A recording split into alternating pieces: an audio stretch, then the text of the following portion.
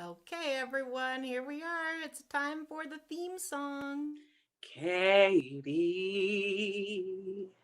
Katie. Katie Dahl. Katie Dahl. Katie Dahl has friends. Ooh, she has friends. Yes, she does. She's got a friend in me. And she's got a friend in you. You know that, Katie. Katie. Katie Dahl. Katie Dahl. Katie Dahl has friends. Katie Dahl has friends. Yeah. Hello, everybody. Welcome to the Broken Bone-Anza, the Katie Dahl Has Friends live stream marathon. It's very exciting. It's Sunday, January 23rd. You know that. And 20 years ago this week, I broke this wrist right here. I couldn't play the oboe for a while, which was previously my mediocrely played instrument. And so instead, I switched to playing the guitar. And that has been a big, thing in my life ever since. So I'm celebrating with a lot of friends all day today from until 9 p.m. Central Time. I know. Woo! There's a friend right now, a whistly friend. And hooray! I'm so glad that everyone is here. Put in the comments if you're here, and I see we already have a Patreon patron claiming her CD, which is awesome. I'll tell you about the free merch deals in a second, but I think I'll start us off with a song about friends first. You just let me know, everyone, if you have any, trouble hearing or, complaints about my outfit, or don't tell me that. Actually, I would rather not know. And then soon our friends, our friends, they're your friends too. You just maybe don't know it yet. Jenny and Robin Bienemann are gonna join us, but they get to lay low for another second or two. Hi Dale, Margot, Shirley. Thanks, Cathy. Cathy says great outfit. Cathy's gonna be here at 2, and now she's extra invited because she said she liked my outfit. Thanks, Polly. All right, here we go. This is my song about friendship in Sturgeon Bay. Living in this little town, most times it suits me fine. I got my radio, I got my rhymes. His big bed and this little town, they've suited me just fine. I get to feeling lonesome in my mind from time to time. But you turn my lonesome into something fine and shining.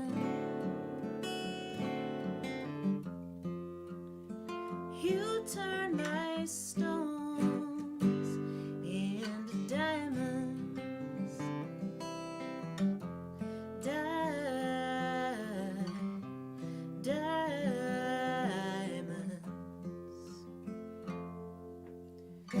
All them gaggling girls, they get me every time with their gold and their gossip and their wine.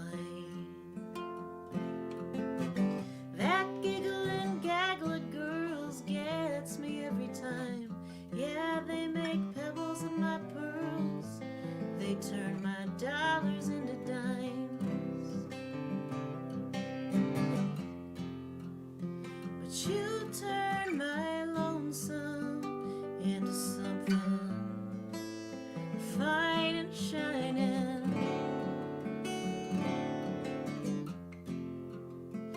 You turn my stones into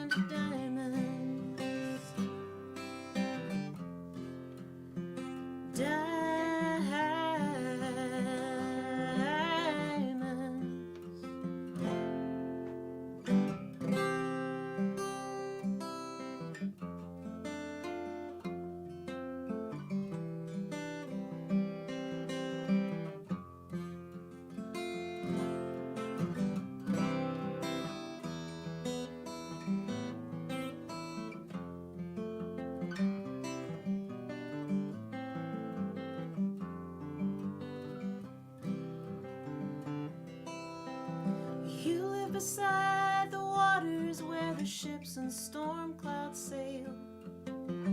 I know you've seen the belly of the whale, but you watch those waves roll in, you keep humming through the hail.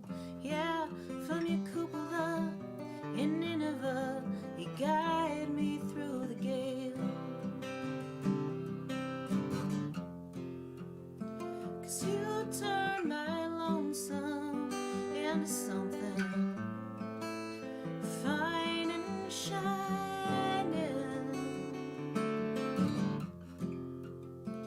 You turn my stones into diamonds. Diamonds.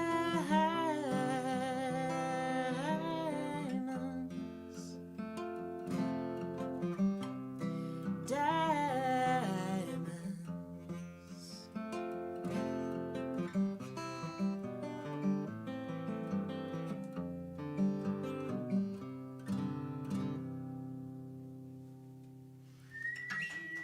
Thank you, thank you. The crowd goes wild. Woo!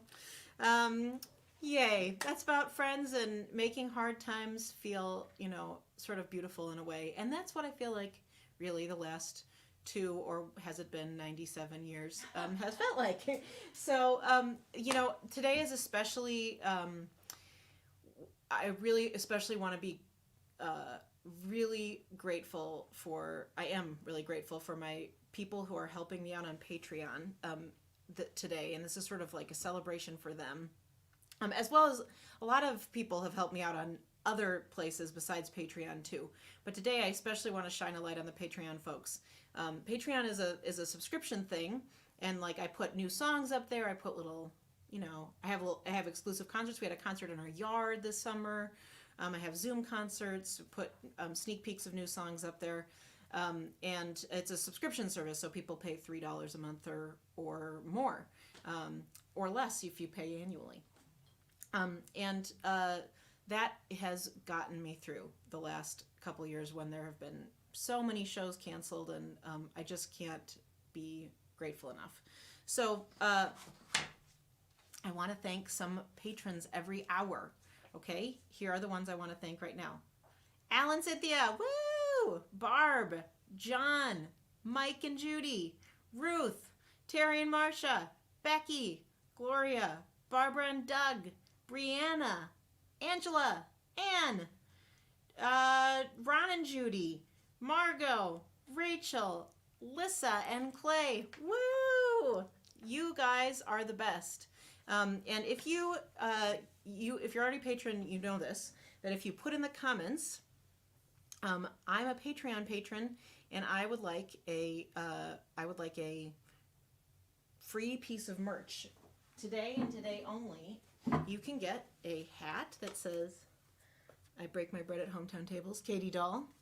You can get a stocking cap that says, I heart hometown tables. You can get a Packers hat, which is, you know, we won't talk about them right now because it's a very sore subject. It says the good guys. They are the good guys, even though they are not the winners. Or you can get a shirt. I break my bread at hometown tables shirt. Has writing on the back. And there's blue.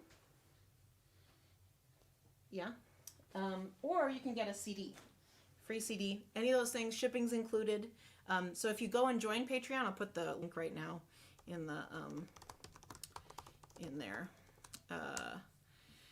You can get a free thing if you just sign up for Patreon or already are signed up, and then say I'm a Patreon person in the comments. And even if you're not, and you don't want to be, just tell us in the comments where you're tuning in from, because I personally want to know, and I'm so glad to see 26 of you here. So without further ado, we have the first of our marathon of guests. And the two guests that I'm going to welcome first to the stage are awesome songwriters, from Chicago, Jenny and Robin Bienemann. Woo! Yay! Come on in. Hi. That's Jenny Hello. and Robin. Oh boy, Katie, we love being here with you. This is so fun. Thank you. I mean, same. And hello to everyone. I just want to thank you. Also, if you are a Patreon supporter of Katie Dolls, you are making our life possible this morning. And also because she writes awesome songs. Thanks, Jenny. Tell the truth. Same Yeah. the devil. Yeah. And you guys must be giving her a lot of money because this is a lavish estate. over in here.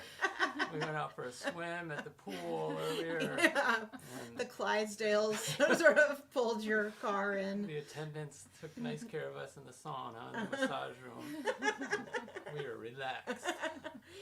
That's so awesome. Okay, Cathy Grier says hi. Hi, Robin and Cathy Jenny. Grier. I've written many songs with Cathy Grier. Yay. Oh, at Steelbridge things? Yeah. Yeah. And Polly is showing us how to do it. This is how you request your hat. I'm patron. I'd like a trucker hat, please. Dale Skaggs. I'm a proud Patreon supporter who would love a blue shirt. This is awesome. Dale, tell me what size, please. Perfect. I'm going to go through all these comments after. Kirsten. This is Kirsten Zewers, whose last name now is Donaldson. Good job, Katie Dahl, from your former fellow oboist. Kirsten was the best oboe player at Mounds View High School, and it's true, Kirsten. You don't have to be falsely modest about it. She was so awesome, and now I think that you're an important lawyer or something. So well done. From the oboe to law pipeline is Really, it's a super highway. yeah, it's a super highway. Yeah. Playing oboe is a transatlantic. A long trail of broken oboes on the path to lawyerness. Yeah, exactly. Lawyerly success. So do you want to start us off by playing a song, you guys? Deafs. Oh, good. Deafs. By That's good Deafs, for I us. mean, how about if Robin plays a song and we sing on it? Okay, perfect. Well, this is a song because we are Katie's friends, and she has a lot of friends. We're going to sing a song about the TV show Friends. Yay. Kinda. And this is a song about a good friend of ours. And it's a waltz, and everyone is invited to sing along. The whole world is going to sing along with this here.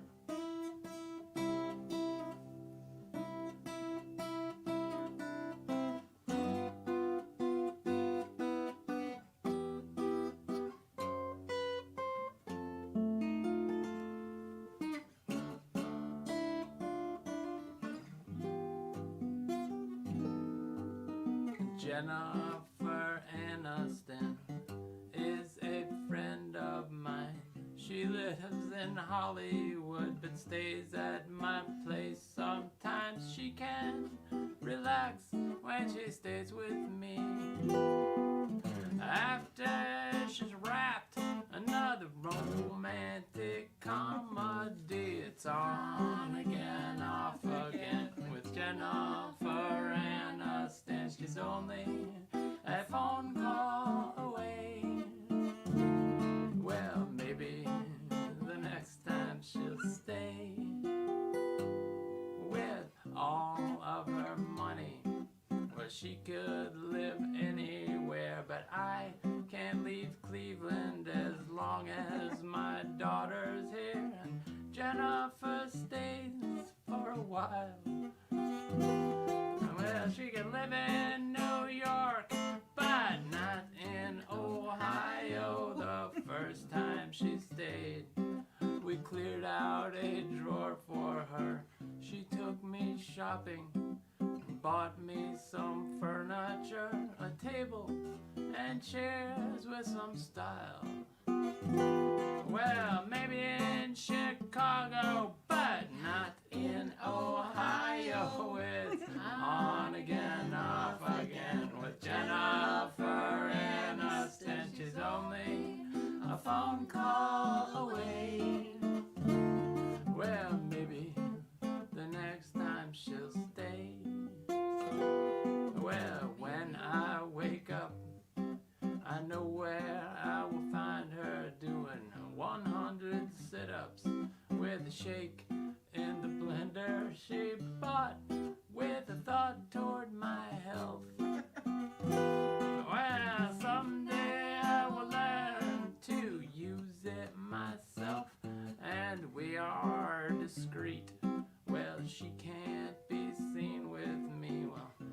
I'm not bad looking, but I ain't no celebrity yet. We must be respectful of her career. Well, last year she bought me a new air conditioner. It's on again, off again with Jennifer Aniston. She's only a phone call away. Well, maybe the next time she'll stay with me. Well, maybe the next time she'll say, I'll stay in Cleveland if you want me to. We'll build a big house on Lake Erie. Well, Beverly Hills will be just for vacation. We can begin to build a foundation. Your daughter might learn to like me. Come Monday morning, Jennifer's off. She makes a fruit smoothie and I make some coffee. We sit at the table she bought for me. As soon as she's able, she'll be back this way. Everybody at home now. It's on again, off again with Jennifer Aniston. She's only a phone call away. Well, maybe the next time she will stay with me. Well, maybe the next time she'll say, I'll stay.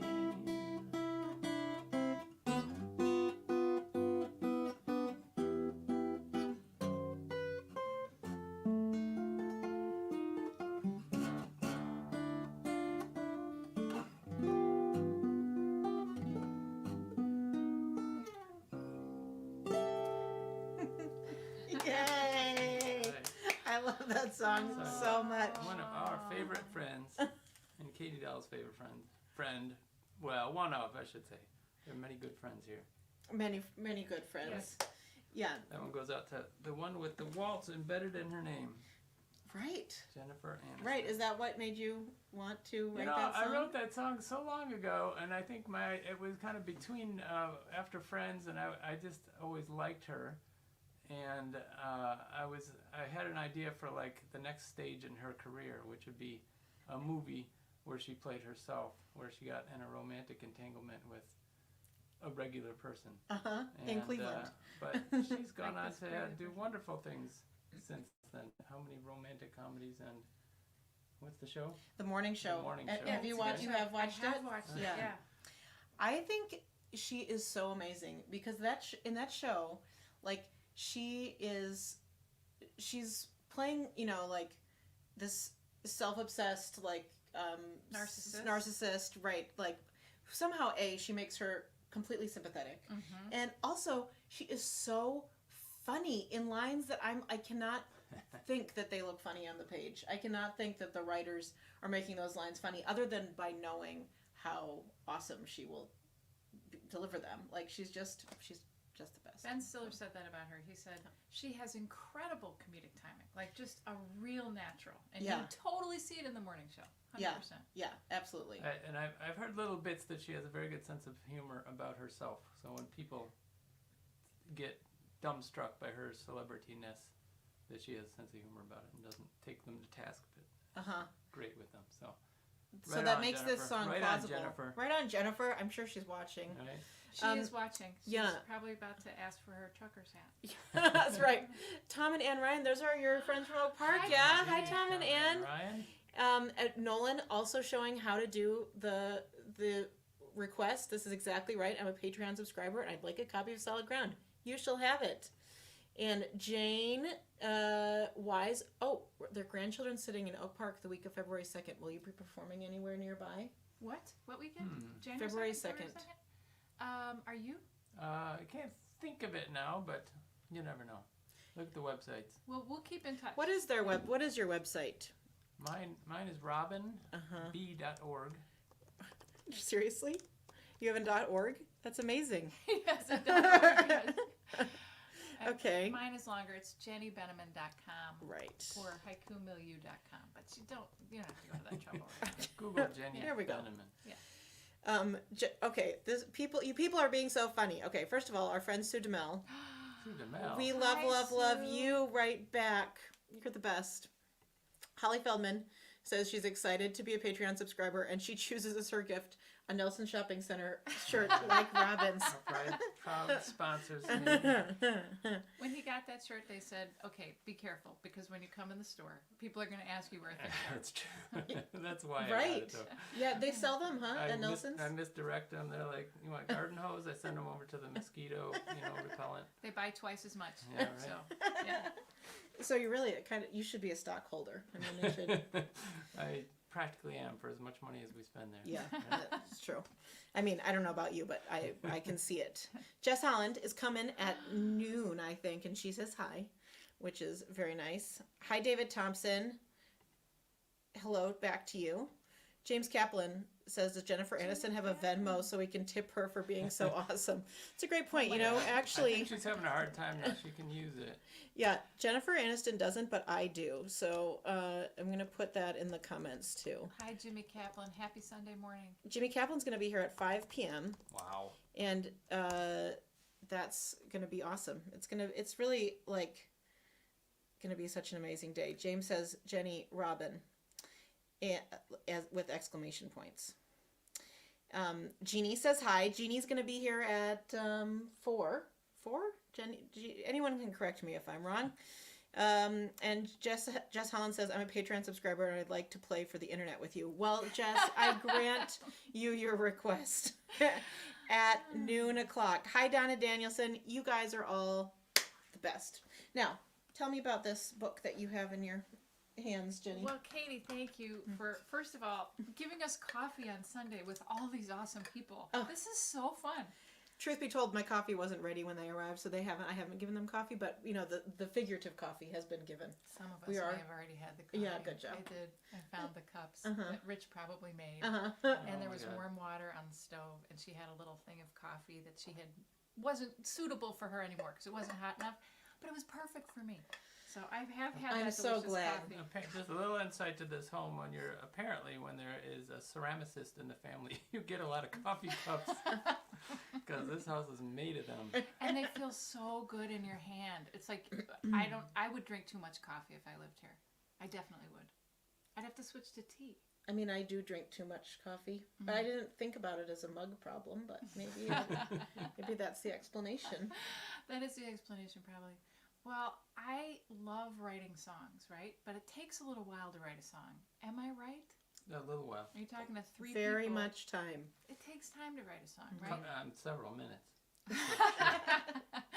So when I was trying to figure out, well, if I want to write more songs, and I want to write more songs of a certain quality that bring a certain quality of life and experience into the world, I need to be doing it more. But the problem is, if you like coffee and you like getting things done, you can't get a song done often enough to suit you. And I said to myself, why don't we do this thing? Why don't we just take a picture and write a haiku? And I was like, okay. And then I thought about it for about a year. And then one Sunday, when I was pulling into the garage with a trunk full of groceries, I said to myself, I better do that idea or it's going to not be interesting to me anymore. I could tell it was right on the verge of popping. You know what I mean? Like a bubble. Wait, I better do that idea or it's not gonna be interesting anymore. That was good. Yeah, That was good. And that's yeah. about how it started. So I took a picture. I wrote a haiku. That was September 10th, 2017. And what came in the next few weeks was one ridiculous series of dispossessions after another. So everything changed in my life, but I was very proud of having started to haiku before they changed, so nobody could ever say, oh, you just did that because you had time, or you just did that because of this. I did it because I had an idea, and I did it. You did it, man. Okay? You did it because you said that to yourself. I did. I was listening to myself, Yeah, that's which right. is the thing, right? It's Yeah. hard to do because you don't speak to yourself very loudly ever, No, right? no. It's quiet. Yeah. So this is the second book in the series, Haiku Milieu. So beautiful. Do you know what the word milieu means? The place, time, and circumstance in which something occurs, right? It's the French word. They know how to say things. And also it means the middle in French. Au milieu. Yes, it does. Yes, it does. I just got that from Katie Dahl, from being here today. If you're a Patreon supporter, look at what you can get. Look at this. So you can get the translations. Yes. Yeah. Who needs Google? So I made this beautiful picture book, which has a foreword by Kate Fitzgerald of the Fitzgeralds in Berwyn, and has other wonderful things. But on the way to making that picture book, I made a little tiny book. And I should hold say, it up so they can see the word is reckoning. yes, Mm-hmm. these are all available at the Pearl of Door County. Thank you, Megan Lundahl. We love and appreciate you.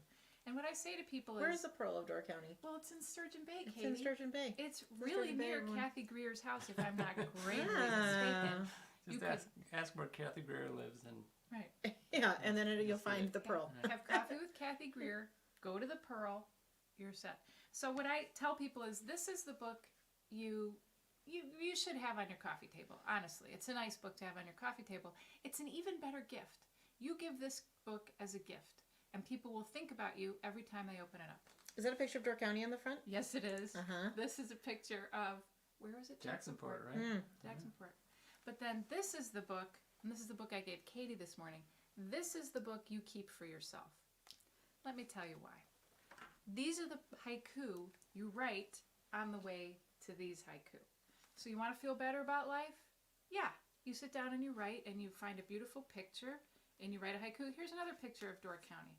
Katie, what does this haiku say? Can you remember what it felt like to desire all that you have now? Oh, I love them so much. This is a picture of Peninsula Players. Mm. So truthfully, Door County is all over these books. But on the way to writing that wonderful haiku, I wonder what I wrote. Let's see. I'll just open it random. Now, should we just say a haiku, tell me if I'm wrong, Yes. is 3 lines, Yes. 5 syllables, 7 syllables, and 5 syllables, right? Perfect. Yes. Perfect. There's 7 syllables au milieu. Au milieu. 7 syllables au milieu de 5 syllables. My heart is filling with joy right now. Uh-huh. Sidebar, we're watching a French TV show about art heists Oh. with subtitles. It's fantastic. Oh, cool. Also call my agent if you're into Oh, French I TV loved shows. that Yeah. show. It was fantastic. Okay, here's this. Here's the book you're going to give to yourself. And on the way to writing that beautiful haiku, do you remember how it felt to want all that you have now, or whatever it was? Perhaps I wrote this one. When life hits us hard, well-meaning friends can make the unbearable worse. That is so awesome. Or I might have written, pretending harder does not make less obvious that you're pretending. There you go.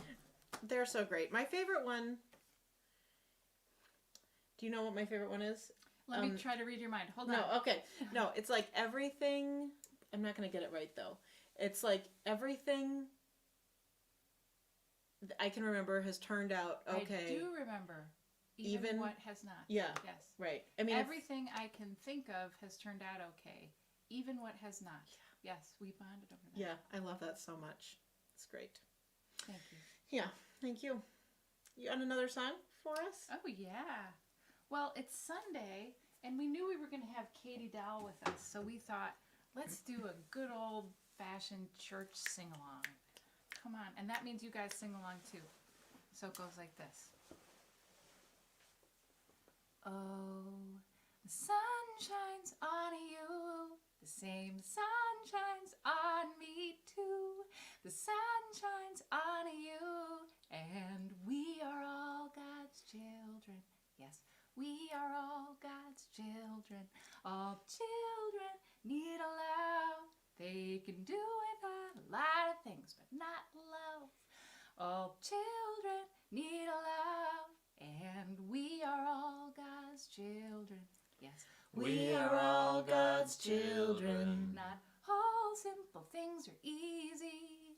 And miracles take their own time. Not all simple things are easy. And we are all God's children. Yes. We are all God's children. Oh, I wish I had a banjo and the wisdom of a few more years. Oh, I wish I had a banjo when Pete Seeger says we're all God's children. Yes, We are all God's children. Lighty, hidey, hi, hidey, oh. Hidey, hi, hi, lighty, hidey, hi, hidey, oh.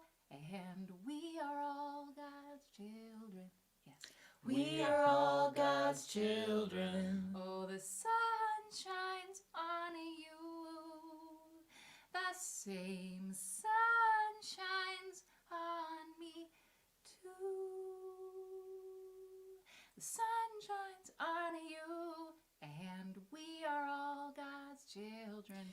Yes, we are all God's children. Yes, We are all God's children.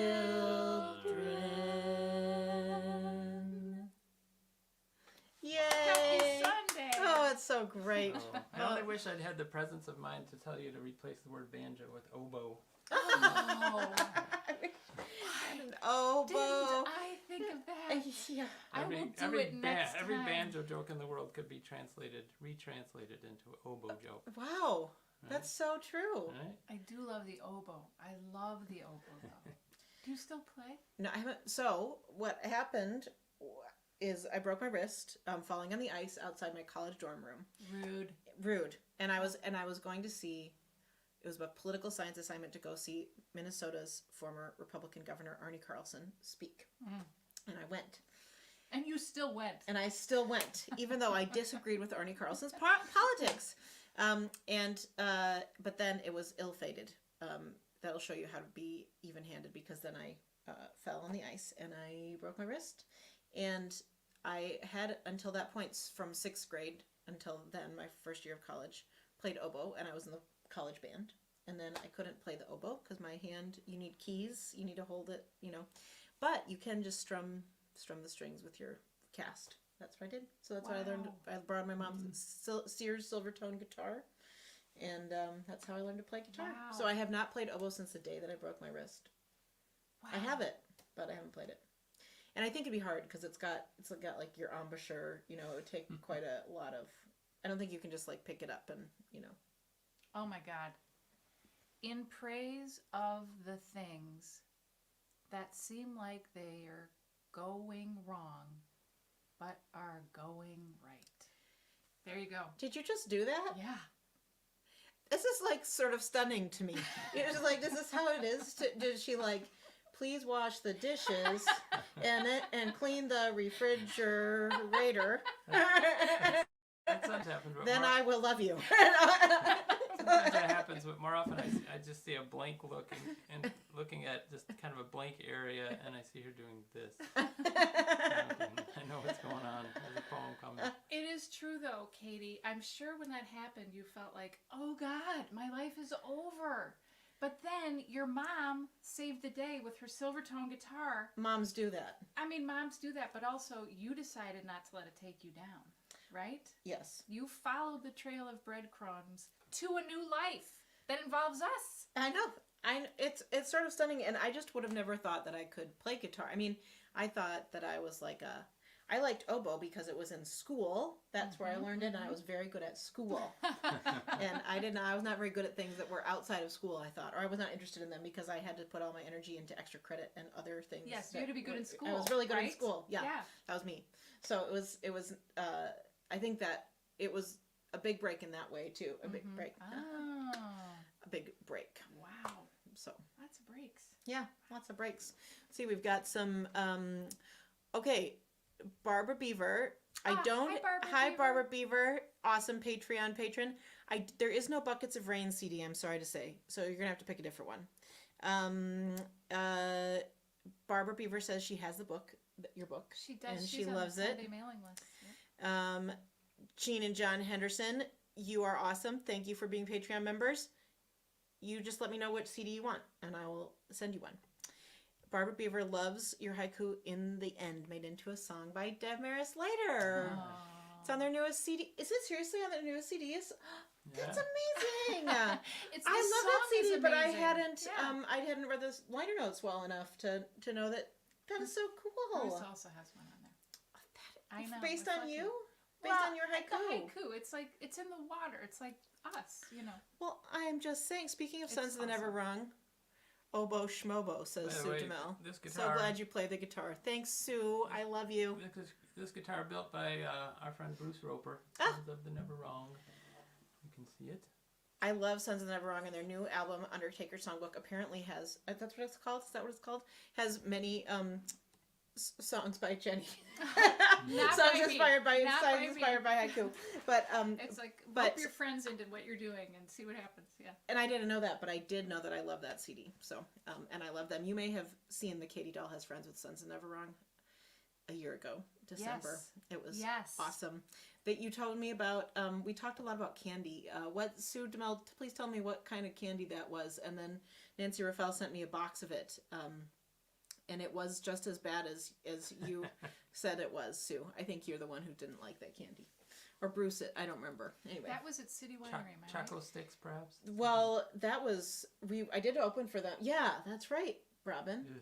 Yeah, gross. Choco sticks. Sue was like, it's like a gentleman with no dentures has chewed up a bunch of peanuts and put it in a cake. It's like they're very not good. Very not good. I couldn't believe.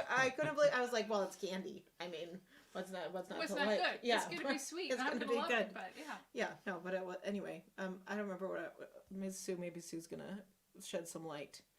The latest CD available. Okay, Jane and John, you got it. There was a time Nolan wanted to play guitar, oboe. He took up the clarinet and Highland pipes. Well, I mean, that's Highland kind pipes. of I feel like if you combined the clarinet and the Highland pipes, they would be an oboe.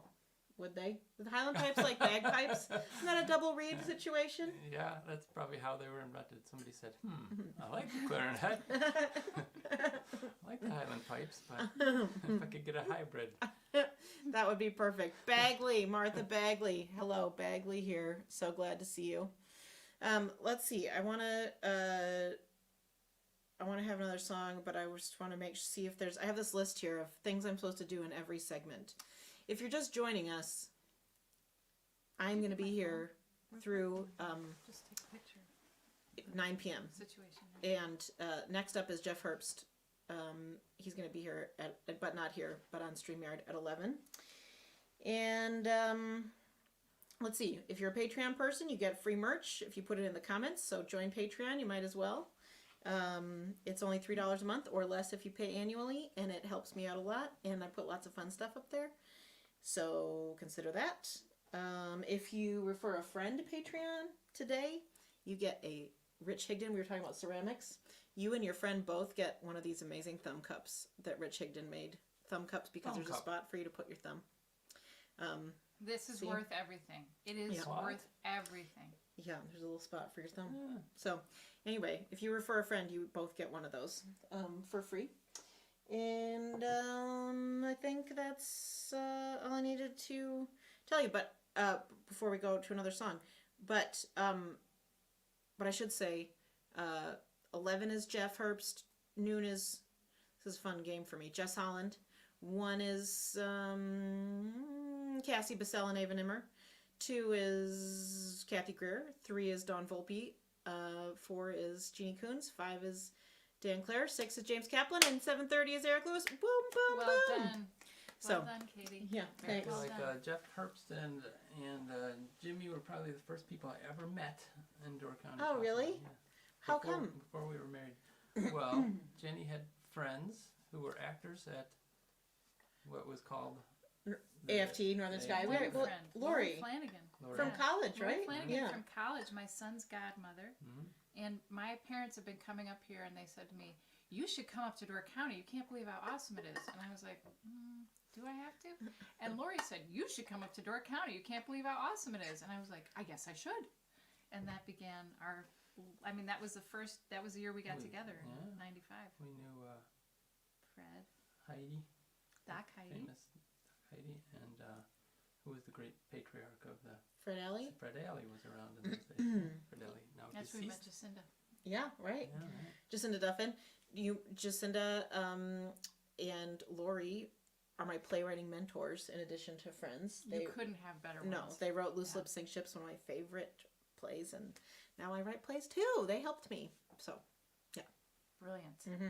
Brilliant. A lot of stuff happening in Door County. It's ridiculous, the amount of quality. Yeah.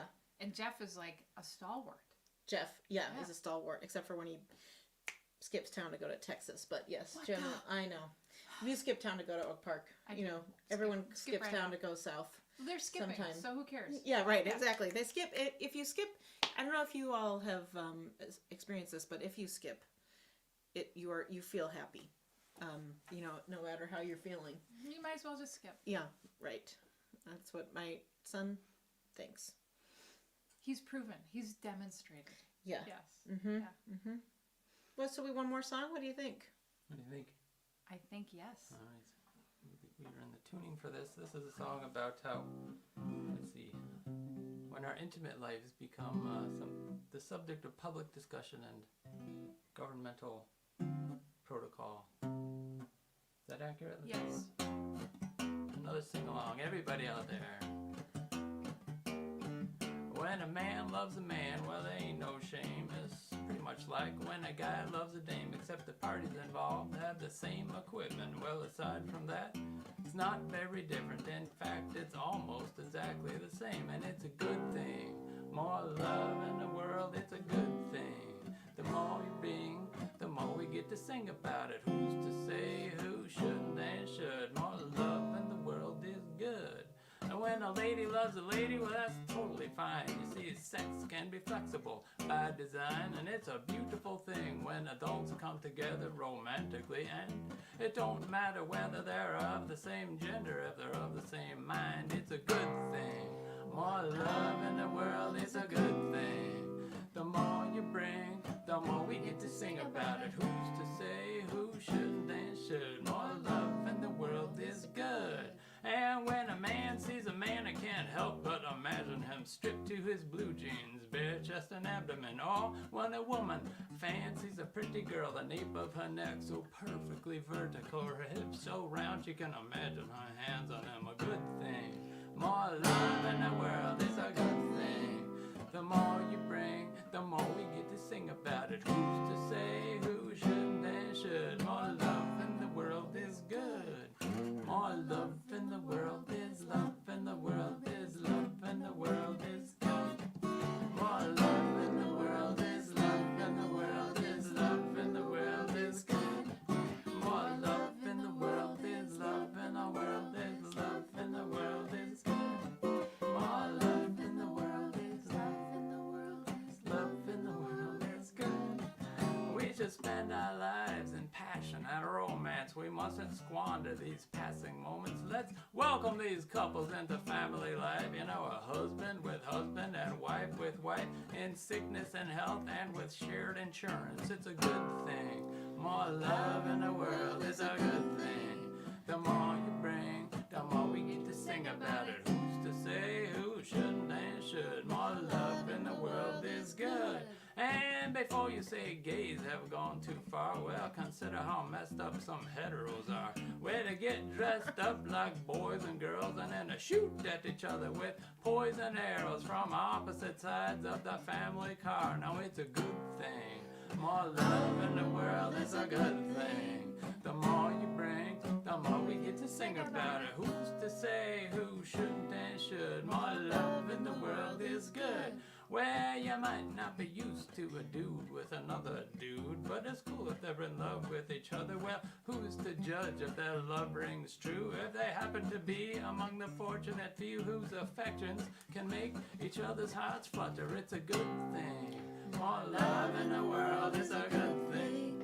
The more you bring, the more we get to sing about it. Who's to say who shouldn't and should? More love in the world is good.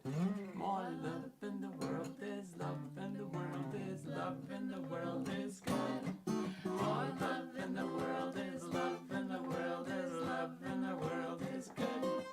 More love in the world is love in the world is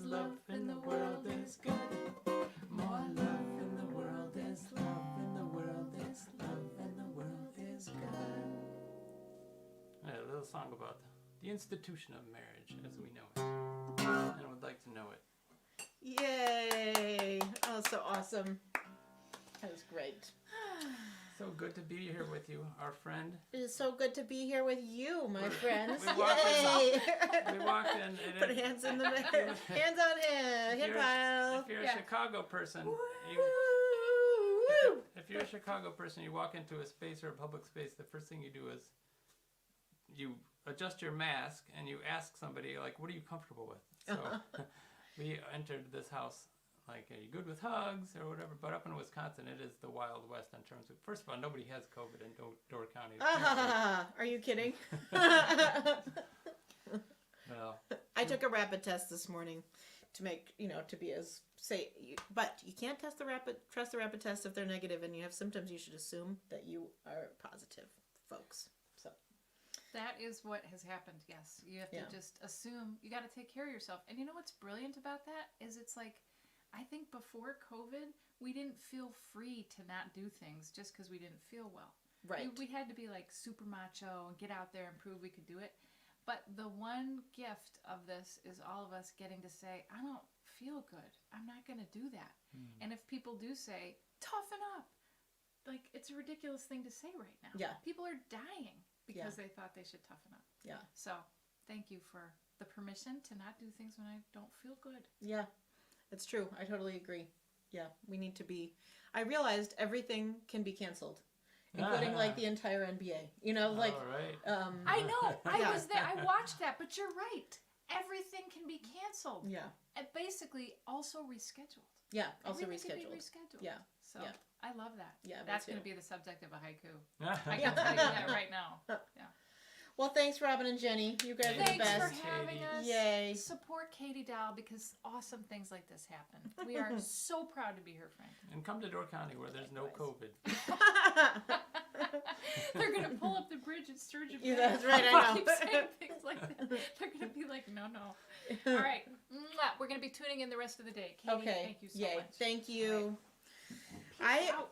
Everyone, I'm going to do one more song, and then I'm going to take a little break before our next guest, Jeff Herbst, takes the stage.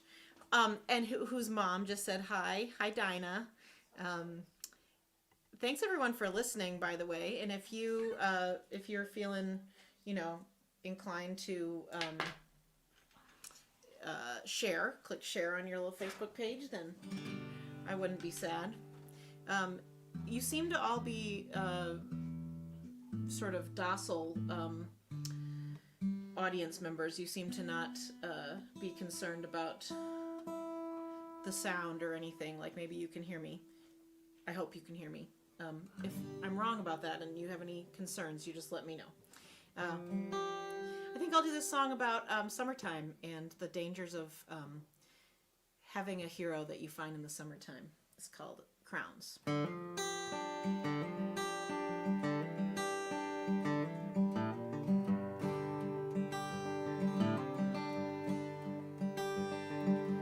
think of you when August falls. Children turn their daisies into crowns.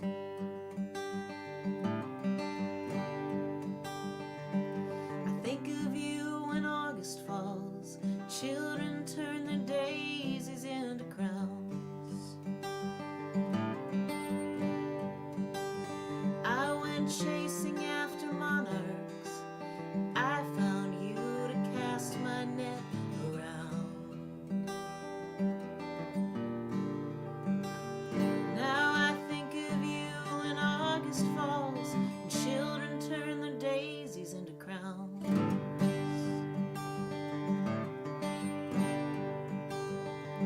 You were singing for your supper in the springtime when I asked to come inside.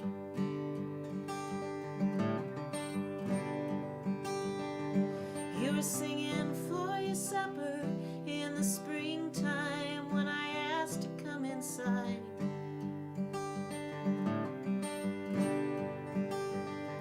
I was looking for a mother or a lover or the summer or the sun.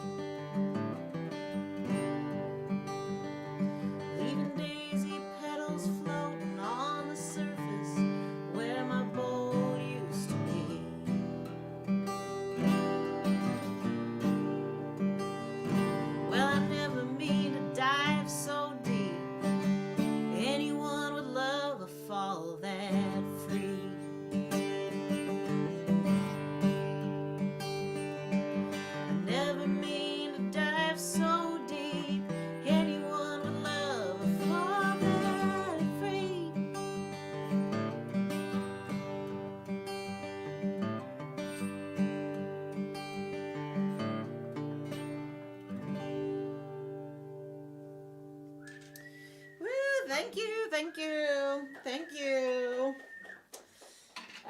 Okay, everyone. So what I'm going to do is take a little 5-minute break, and then I'll be back, and Jeff Herbst will be here with me. Jeff Herbst, I see you in the backstage area. All good. I'm not going to bring you on yet. And I'm going to put up a little sign that I made with my son's markers that says, Katie will be back soon. And I'm going to put up a little banner that says, we're just on a little break. Katie and another special guest will be back soon. Okay, so that's true. I'll be back soon at the top of the hour, and we're going to have some fun when that happens. Woo! Right. Oh man, that was fantastic. Thank you. So super fun. You're great at Oh, this. thank Oh my you. gosh. Give up that live performance junk. It's so easy. Yeah, I know. I know. Yeah, look at that. That's so easy. You get way more involved than we do. It looks and sounds great. I'm Thanks. checking it out. So They can hear you, by the way. That is fun, which is fun. Yeah. that's part of it. You really do take a shirt and a hat if you want, and take a treat. I'm gonna have a bake off with Jeff now. Yeah.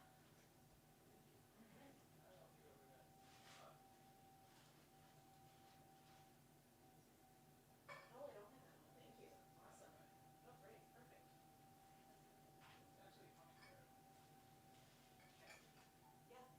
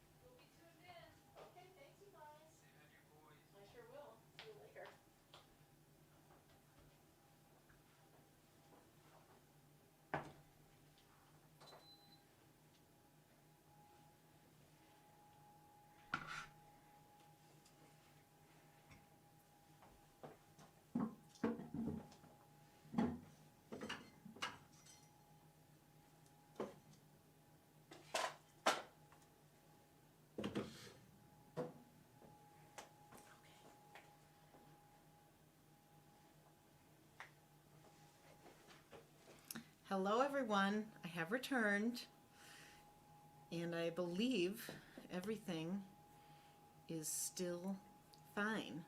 You let me know in the comments if I'm wrong and anything, has gone awry.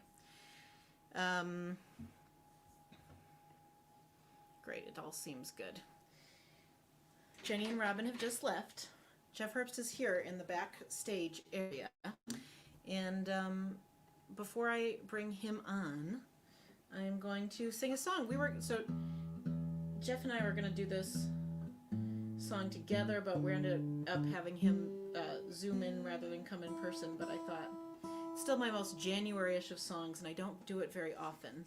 So I thought it would be, my dad says, fine, no awry. Thanks, Dad. We'll take off this banner. I thought that it would be nice to still do this January-ish song by my own little self. So it's always nice to have an excuse to do songs. Some songs just don't get done as often for no real good reason.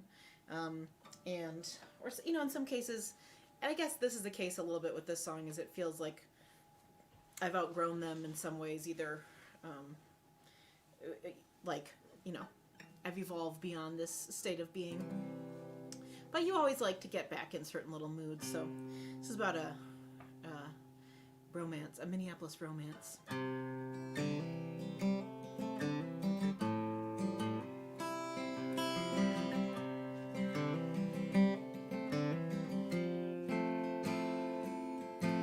I remember last December sitting in your pickup on a cold midnight.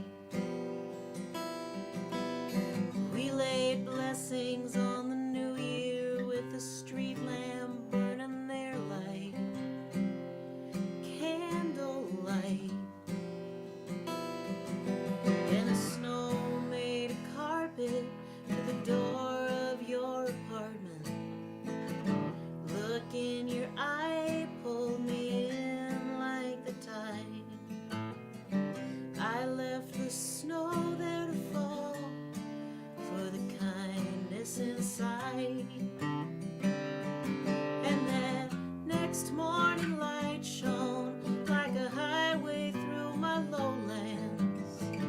Next morning coffee made me glow like wine. It took me walking on the water, and I saw that I could stand. I saw snow shining bright enough to blind.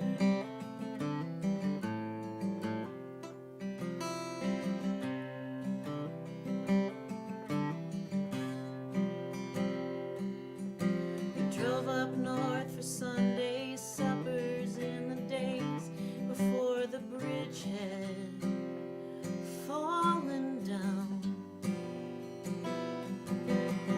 Day beginning, truck tires spinning, we went singing our way through the old mill towns.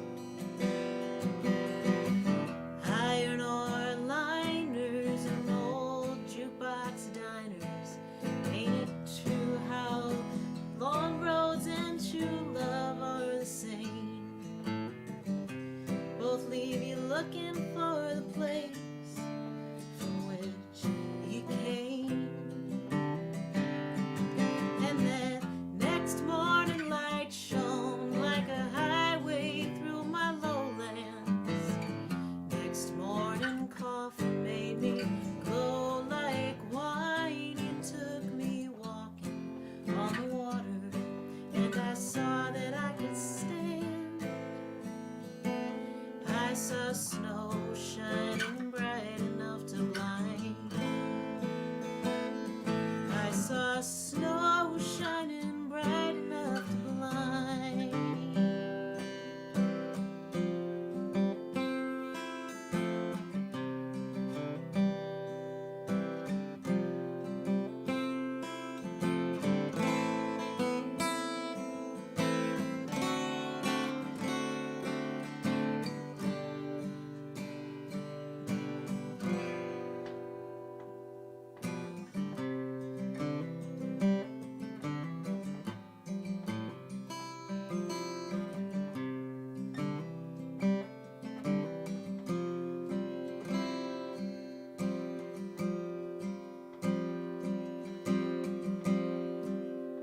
remember the last verse. Now I'm laying blessings on the new year in the street lamp there beneath our old street light. 'Cause I'm still hung up on that kiss in her pickup. I'm trucking that memory along. Though I know that our carpet of snow is already gone, but that next morning light shone like a highway through my lowlands. Next morning coffee made me glow like wine. You took me walking on the water, and I saw that I could stand.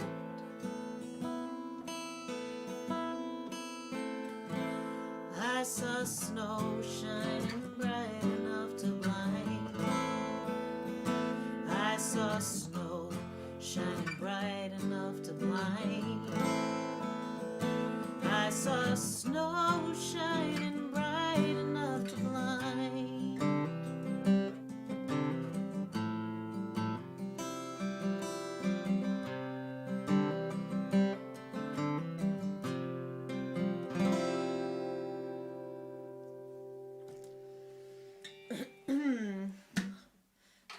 Thank you. I hear the wild applause from all the way and wherever you are.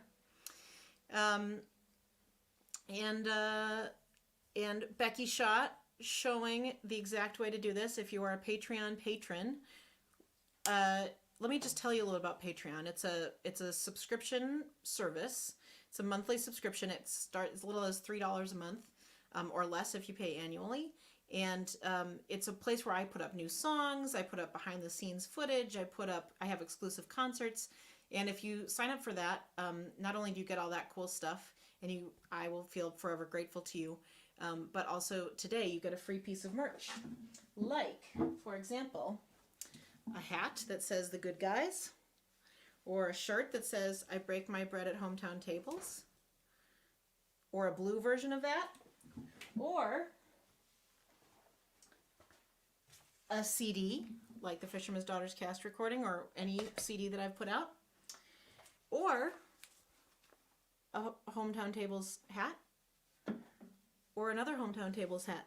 So the adventures are endless, and you just put, like Becky did in the comments, you say, I'm a Patreon patron, and I would like a shirt, and then I send it to you. And Becky is wondering also about this shovel behind me, which was a wedding present from Woodwalk Gallery where we got married. And a special implement for living in the door. I suppose we could use it. It seems that the holes in the shovel would be best if you had to like whisk the dirt or something, but I don't know if it would have very much practical application. Thanks Dinah, and thanks Luann, and thanks Sue and Nancy. You guys are all very nice. Okay, so now it's about time for our guest, and what I'm going to do is I'm going to put in my little earbuds. And I'm going to tell the computer that I'm putting them in. So you just sit tight. This is how the magic really happens. And we'll go with that. Okay. You should still hear me, but tell me if I'm wrong. And I'm going to prepare my things. All right. Now, artistic director of Northern Sky Theater and my bake-off rival, Jeff Herbst, is going to come on the screen right now. Here we go. Hello. Hi, Katie Dahl. How are you? Good. How are you? I'm fine. For a bake-off rival, I'm perfectly fine. Thank you. Oh, good. Yeah. Yeah. It's nice I to do see sort Jen. of intimidate my bake-off rivals sometimes. Oh, and how? Yeah. It was really nice to see Robin and Jenny. Yeah. They Yeah. said, were you on when they said that you were one of the first people that they met in Door County? No, I wasn't. I was en route, Mm-hmm. I They suppose. said that you and Jimmy were some of the first people they met in Door County because of Jenny's college connection with Lori Flanagan. Right. Yeah. Yeah, I guess that's true. It feels like eons ago, Katie Dahl. Yeah. Say, I see you got a piano behind you. You know, I practiced this song that you just sang, which sounded beautiful, even without me. Did you get the piano tuned? Yeah. Oh, you did? Oh, how fun is that? It was, and the most amazing thing is that the tuner Peter, Peter Nelson, the piano tuner, Yes. he came over on the ferry just to tune our piano, and then from Washington Island, and then he Yeah. went back on the ferry. Oh, he didn't have know. any other, he had no other business. No, in fact, and Rich offered to get him other business. He asked if we had any Northern Sky pianos to tune, for example, and Peter said, "No, I don't want any more tuning." Yeah. Yeah. Well, that's interesting. I wonder if he grocery shopped while he was over here. I happen to know that he didn't. Rich picked him Wow. up and dropped him off, and so I know Wow. that he just A beeline to the Dahl Higdon residence. Exactly. He had a special boat that brought him back, or something like that. So Now, what kind of shape is your little Wurlitzer? It's a Wurlitzer back there, isn't it, of some kind? I don't know. Is that it's called? I mean, that's not the brand. No. Is that like a? I mean, a generic spinet. Is it a description? spinet, or do you know what it is? I don't know. It's an upright piano called Story and Clark from my grandma. My grandma yeah. got it in 1951. Uh-huh. That's what I know about it. What are the piano varieties? What does a spinet piano mean? I don't know. Oh, but this might be one. It could be, yeah. It's got a shorter back. So an upright, usually, here's me with trying to do gestures outside of the frame. An upright, has a higher back, so it has a higher soundboard. Oh. So I you see those like studio Yamahas, they have a soundboard that's basically as big as a baby grand. That's why they sound so spectacular. Oh. But if you get a smaller soundboard, like in a spinet or in a console, they still call them uprights because they're not, prone. But a true upright has a higher back with a bigger soundboard. Oh, cool. Yeah. Well, there you Anyway, go. yeah. I have some trivia for you later today about a different instrument, but I wasn't going to ask you about pianos, but now I know that if I had asked you about pianos. Oh, that's about it. That's about Excelled. it. So very, very, very short trivia quiz going on with pianos, I'm afraid. Jeff came over. Jeff, you came over last week, and we watched Jeopardy together. I know. Yeah. I know. It's one of my secret, sort of passions. It's not very secret. No, that's true. It's not very secret. I have made it fairly obvious that it's one of my things. It's been fun to watch this current champion. Amy. Amy. You sort of get hooked into their, to their, for lack of a better word, journey. If a Jeopardy journey that works. And I find her very appealing and interesting, and I think she would be very hard to beat. Yeah, clearly. Yeah. How many days is she on now? She hasn't lost yet. I think she just is now by herself in second place with all-time wins. Wow. Having just beat Matt Emodio, who I think was at 37, and I think Amy is now at 38. I might be off by a couple of numbers there, but amazingly, you're like, well, she's probably going to get to first. But Ken Jennings, who's the current daytime host, is the all-time winningest daytime Jeopardy player for a number of consecutive wins, and I believe he was at 73 or 74. So that's a big leap. It's like that's almost down the twice road, what she baby. has. Yeah, I know. Yeah. I know. So it's really remarkable. The episode that we watched together was one of the contestants was somebody from Door County. Exactly. That's partly Yeah. why we did it. And Yeah. then she served me at Heirloom Bakery the next week. Is that right? Which was which was amazing. Yeah. Bridget. Yeah. She was Bridget. So yeah, she is. Mhm. Oh, okay. Your mom is chiming in. She's 38, and Holly Feldman concurs. They were tied at 38. Okay, great. Oh, okay. Dale well, says, there you "Can I go. boost my amp a little?" I sure can. Thanks for telling me, Dale. I'm going to turn myself up.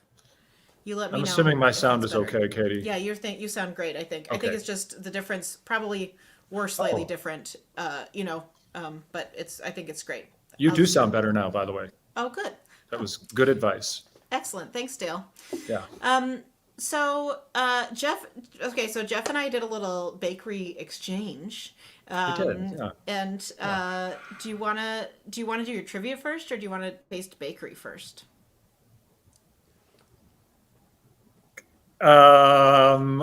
Yeah. Does it? I don't know. You decide. Okay, we'll save the bakery. We'll do trivia first. So, Okay. do you know, I will just say, in case anyone is just joining us, Yeah.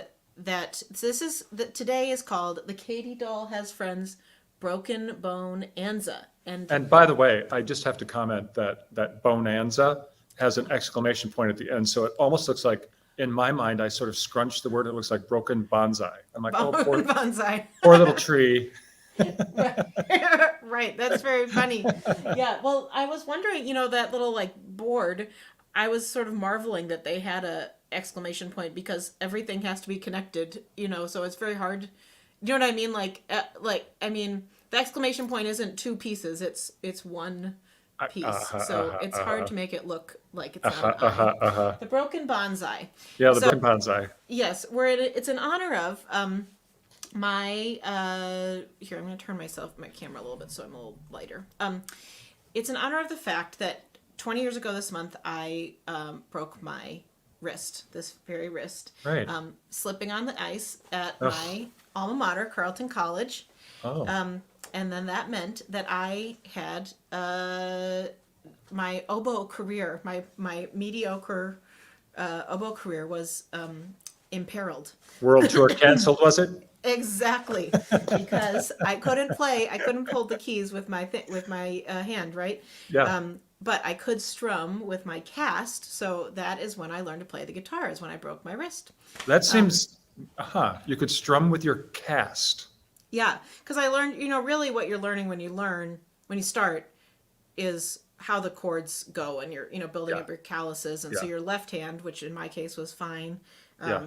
is really doing the bulk of the work, and you're kind of, eventually it's important to develop dexterity in your right hand, but not right away. You didn't see the potential opportunity to become the premier one-handed oboe player in the No. world?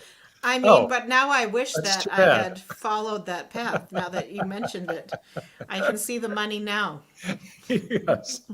Tour's back on, people. Yeah, exactly. I will break them out. I have my oboe, and I just need to work on my embouchure and get some reeds. I have never played a reed instrument. No. Was What it hard? were you in band? No, No. Oh. no, not in band. I did all the choral stuff, and I taught myself how to play piano before I started taking lessons, Oh. and that was enough for me. Yeah.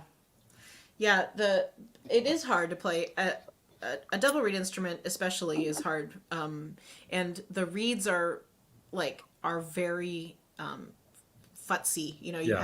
they have to be exactly the right wetness, and if they're too soaked, they're mushy, and if they're not soaked enough, they're dry, and so They squeak, and yeah. is that what Yeah. causes squeaking? Yeah, although, I think that is what causes squeaking, but the the oboe, the double reed instruments, I think, are not as squeak prone as the Like a the saxophone. clarinet. Yeah, I think those single reed instruments are worse. We just sound sort of generally like a dying duck Yeah. like even on an oboe's best days, it's a little. Oh, I don't know. I am a big oboe fan, man. Yeah. It's Big such a oboe beautiful fan. instrument for me. Yeah, it's got this sort of, I don't know, otherworldly quality. It and the cello are like, give me a cello and an oboe, and I'm, that's That's Nirvana. What you want. Mhm. Yeah. Do you know that? Do you know the soundtrack to Gabriel the Mission? Gabriel's oboe. It's a Ennio Morricone soundtrack.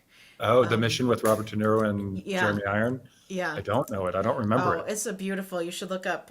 It's called. There's a song, like the main theme is called Gabriel's Oboe, and all of us oboe players were very into to learning it. Well, I like but it has Morricone. very high notes, so it Oh, forced me to I'm- practice. I'm gonna listen to that. I bet I'd it's like just it. Gorgeous. Allie Scott says, I wanted to play oboe so badly as a kid, but my parents said my violin playing was enough squeaks for one house. I have to say, my son Guthrie has been, hi Allie, by the way, and has been learning guitar, and it is violin, and it is so hard. It really squeaks, and it really is painful. Yeah. sounding. It's Yeah. like but it's very disheartening to him if I make a face, but Yeah. it's almost involuntary. Like Yeah. it's really hard. Yeah. You had to Yeah. play violin. I forced you to. I mean, Yeah, by writing that's a true. part for you. And I enjoyed learning how to do that. And I was very dedicated to playing those 3 notes or whatever I had to learn. And they were really hard. Yeah, yeah. James Valk wrote that music, I think, to be played all on open strings, right? He You didn't certainly have did. to. Yeah, At least I didn't have to deal with the non-fretless fretting. right. I hate that non-fretless fretting. Right. It's the worst. Oh, Kristen Anderson. Hi, Kristen. You love that soundtrack. I would have known you had great taste. Well done. So Jeff, that is the reason that that we're having the Bone-Anza, is to celebrate the 20-year anniversary of that broken bone. Yeah. Well, And I'm glad so- you healed. Yes, thank you. Me too. Yeah. And so I have some questions about that experience. There comes in 3 sections. Okay. And the first is Northfield. You know I Minnesota. wasn't there, right? I do know, but Okay. you don't have to be. You didn't need to be present to win this trivia. All right. Okay, so the Trust first is you, about Katie Dahl. yes, you should. The first is about Northfield, Minnesota, where this event happened. Have Oh, you yeah. been there? I don't think so, no. Yeah. Okay. No. You don't have to be present there ever to win. I don't think. Hi, Mo Okay. Milbach. Okay. Would you know, Jeff Herbst, what are the 2 colleges in Northfield, Minnesota? Carleton is one. Mm-hmm. And the other one is, I do know this. It is, bad on me for not immediately knowing the answer to this. It's not Ripon. It's, Katie. You want a clue? Oh, St. Olaf. Yes. Well done. Good job. Whew. Woohoo! That came to me like a bolt. You guys can play in the audience too. You can put it in the comments. We'll make sure Jeff covers his eyes. I didn't know about Carleton until maybe until I met you. Now, that's not where Jacinda went, right? No, but it's where Sylvie. She went to or Carroll Jacinda's- College, and Sylvia Yeah. went to Carleton. Yeah. Those 2 are, admittedly a little confusing for me. Yes. Well, but- understandably. My good friend Karen Steele from Texas went to St. Olaf, and I was as we already mentioned, I was a choir singer when I was in high school, and I extended that when I went to college, and I had the great fortune to sing in a choir directed by Robert Fountain, who was the choir director of the concert choir at UW-Madison, and he had a really national reputation, rivaled by the director of the St. Olaf choir. They have a tremendous tradition of choral music at St. Olaf. Yes. Yes, Yeah. absolutely. And at Luther too, where Rich True. went to college, the other Yeah. Norwegian liberal arts college in the That's really Iowa, small right? vicinity. In Iowa, yeah. Mm-hmm. Yeah. Hmm. Yep. Tracy wants to know if you mix up Carol and Carlton or Jacinda and Sylvie. Well, I mix up a lot of things. Okay, so do you happen to know what cereal producer makes its home in Northfield, Minnesota? Well, what cereal producer? It's not Kellogg's because they're in Michigan. Gosh, is it General Mills? Good guess. It's Malto-Meal. Oh, for God's sake. Is that just a thing? Is all they make Malto-Meal, or do they make other cereals too? I mean, as far as I know, they make only Malto-Meal. Like who It makes smells the whole- Purina? Isn't Purina one of those kind of Malto-Mealy kind of cereals too? Isn't that a Mo- dog mo- food? What's that stuff called? Isn't it called Purina? What's it called? I don't know. Mushy cereals. All you people who are out there listening, Porridge. all of, huh? Yeah, porridge Porridge. is one. No, I'm talking about a Purina. I know it's a dog food, but isn't it? You people tell us if I'm right or wrong. I can't Google right now. Everyone tell us the kind of farina, says Mo. Milbach. Farina. F, right? Yeah. That's it. Oh, yes. yeah. Carla Burns also. Yes. Okay. Cream of wheat. Good guess. Bridget Brooks. Aren't they similar though? Your That mom mo- says that's a dog food, for heaven's sake. Yeah, I know, Mom. I know. But am I not right that Malto-Meal? I don't know that I've ever had Malto-Meal, but I have had like cream of wheat. But they're similar, right? Yeah, I think so. Is Is there malt in malto meal? Oh, that's a great question. I don't know. It's a very distinctive taste, as you know. I mean, Yes. you know, Yeah, when I've you had get it.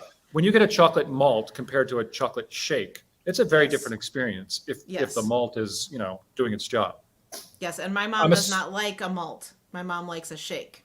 Carla, Carla, don't go to Northfield. Do not visit the showroom at the malto meal factory. They will foist malt on you, Carla. I love this. Are they similar? You asked. Julie Stroud says, no, they are not similar. Right Oh. before Nancy Helbig says, yes, they are similar. Ah, So we so don't. the answer Unclear. is that. Yeah. That's very funny. Okay. What famous bank robber had his downfall in Northfield, Minnesota by Oh, that's failing in his final bank raid? In his final bank raid. Well, the big bank robbers of the day. Can you give me a year? No.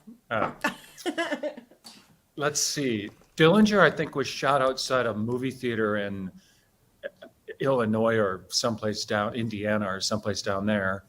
Jesse, 1876. ooh, that's interesting. What were you about to say? Bank. I'm thinking about Jesse James, and he was shot by Jesse That's James. right. Oh, is that's Jesse it. James. He wasn't. Ah. He didn't die there. Right. But No, he his- didn't die there. Robert Yeah. Ford killed him in a poker game or something. Well done. Yeah. Correct. Yeah, there's Jesse James days now in Northfield. It's a big thing. No, okay. What are they? A celebration of a scoundrel, bank robbing. Well, we dude. celebrate that we defeated him. I The see. townspeople, banded together to Oh. beat, and many of the gang members, I think, were killed in the failed raid. So they don't like reenact it or something, do they? The I last think bank maybe. raid? I remember mainly a like parade, but I kind of feel like maybe there is a reenactment actually. Why not? One of the not to disparage any small town treasure making out of unfortunate events, but one of the disappointments for me was when I went to Tombstone, Arizona. Have you ever been? Do you know what happened in Tombstone? The gunfight at the OK Corral. Oh. With the Herbst and Doc Holliday and all those people. Uh-huh. And they do a reenactment there Oh. of some sort, but not so good. Oh. The whole experience is kind of like, a big, disappointment, really. It's not what you want on your tombstone. Not what you want in your Tombstone, no. Just go get the pizza at the store and celebrate Tombstone that way. Yeah, it just occurred to me like, oh, that's a joke. Like that's not just a. I just grew up knowing that phrase from the pizza commercials, but I get now that it's like a joke about. The Tombstone? Yeah. Uh-huh. Well, how is it a joke? I don't get it. Well, I think it's like I think that the commercials were all like Western, Oh, were they? Western commercials. Like, what do you want on your tombstone? Someone's about to kill someone else. Gotcha. Then they order the pizza. I forgot about those commercials. Yeah, I did too. But now they're. I'm killing this trivia, by the way. You are. I know You're- multi-meal's an exception. Multi-meal's an exception. Yeah. Okay. You're 2 for 3, man. You're great. Or 3 for 4 if you count the 2 colleges as being 2, which you maybe should. Sure. Okay, now we're on to fractures, the fractures segment of your trivia. Oh. Okay. What is the most frequently broken human bone? Well, it's probably an arm bone would be my guess, and I would say that it might be the femur. It's not. I mean, not the I thought femur, a femur was a the leg tibia. bone. Yeah, the tibia I meant.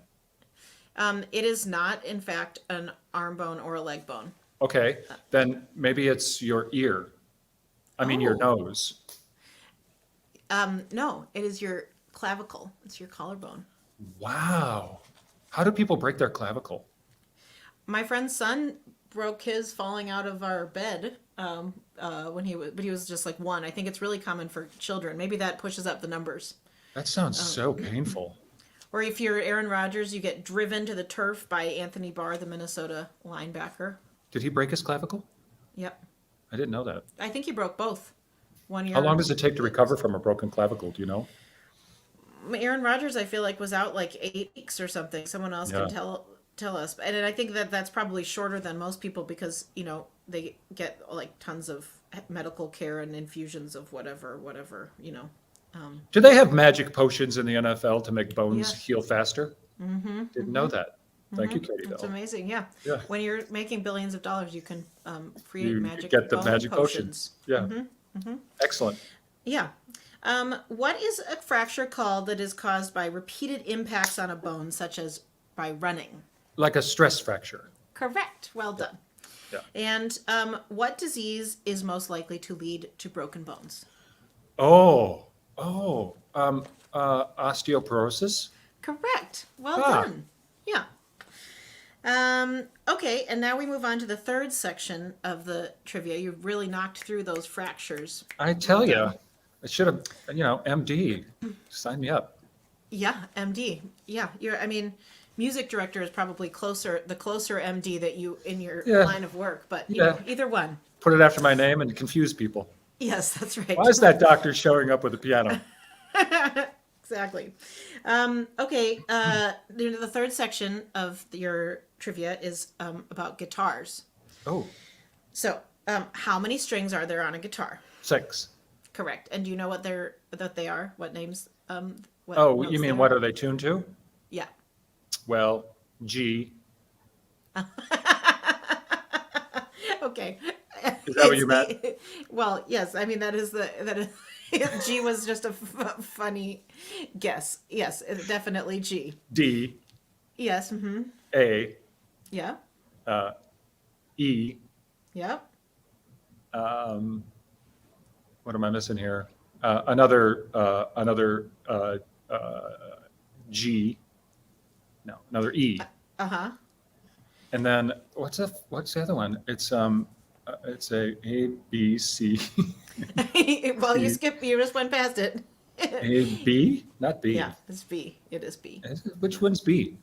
The second highest one is B. Oh yeah, okay. I've tuned a guitar before. I actually learned to play guitar before. This is an interesting story. Did I ever tell you this story? And okay, here's the thing. My mother is going through all of her boxes of stuff, right? Memorabilia and pictures and photo albums and whatnot. And she helped when my dad's mother, my grandmother, passed. She helped to clean out the house, and there were boxes of things that went to particular people that they could belong to after my grandma's death. And one of the things for me was a check made out to me by my grandmother's daughter, in other words, my aunt, my dad's sister.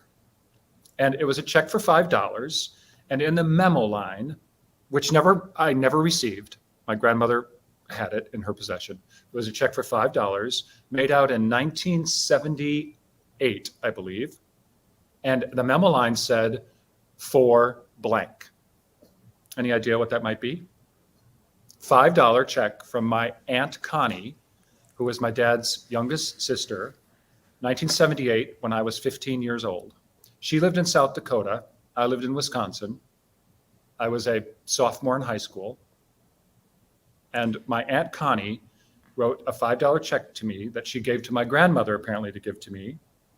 And in the memo line, it said, for blank. Guitar lessons? No. Okay. Bus fare. Oh, that was interesting. Yep. Oh, you were trying to contextualize there. I get it. I understand why you guessed that. Uh-huh.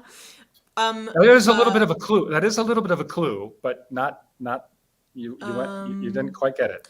$5, not bus fare. Not malto meal. I don't know. What? For singing at her wedding. Oh. Right? I love that. Do you know what you sang? Well, that's what's curious about this. I did not remember that I sang at her wedding, for starters, but I've sung at so many weddings, and I was only 15 years old, and I don't remember singing at anybody's wedding when I was that young, but obviously I did, or maybe I didn't, and she wrote the check out hoping I would, and that's why my grandmother didn't give it to me, because I didn't do it. Yeah, But right. I think I do remember that what I did for her wedding was I learned how to play the wedding song on guitar so I could sing it. Oh, right. You did tell me that you had learned that song. And I think by it Noel was Paul for, Stookey. yes, and I think it was for Connie's wedding. Well, that's great. Yeah. Anyway, Huh. It that was a is- roundabout it way is- of talking about the fact that I learned how to play guitar and should have known all 6 strings and what they're tuned to, but had forgotten.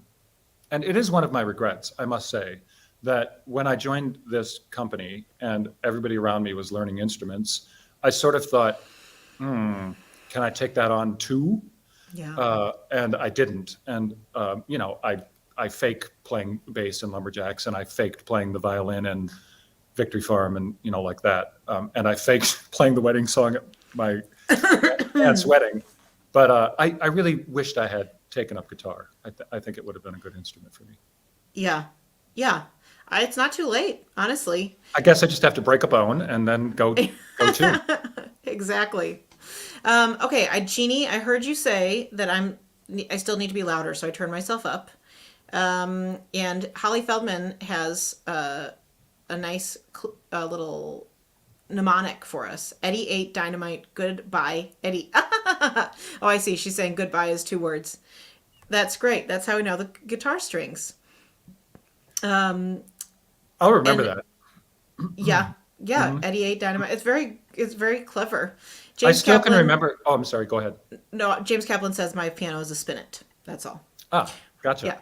Yeah. I still remember. What were we talking about? We were talking about Goodbye, Oh, Eddie. mnemonics. Mnemonics. Oh, yeah. I still remember one of my license plates from years and years and years ago. You know how sometimes you have to say what your license plate is, like you go to a hotel or Yeah, whatever. It's like enough already about, running out to a cold parking lot to look at your, it's like, just memorize it already. So one of mine was 482 NRF.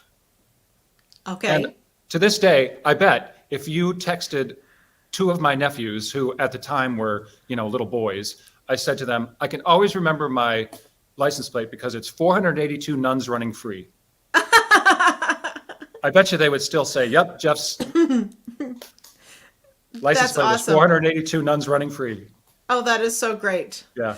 My grandma and grandpa always had like God-related license plate mnemonics, like God GBU. I remember theirs was GBU, which was God bless us.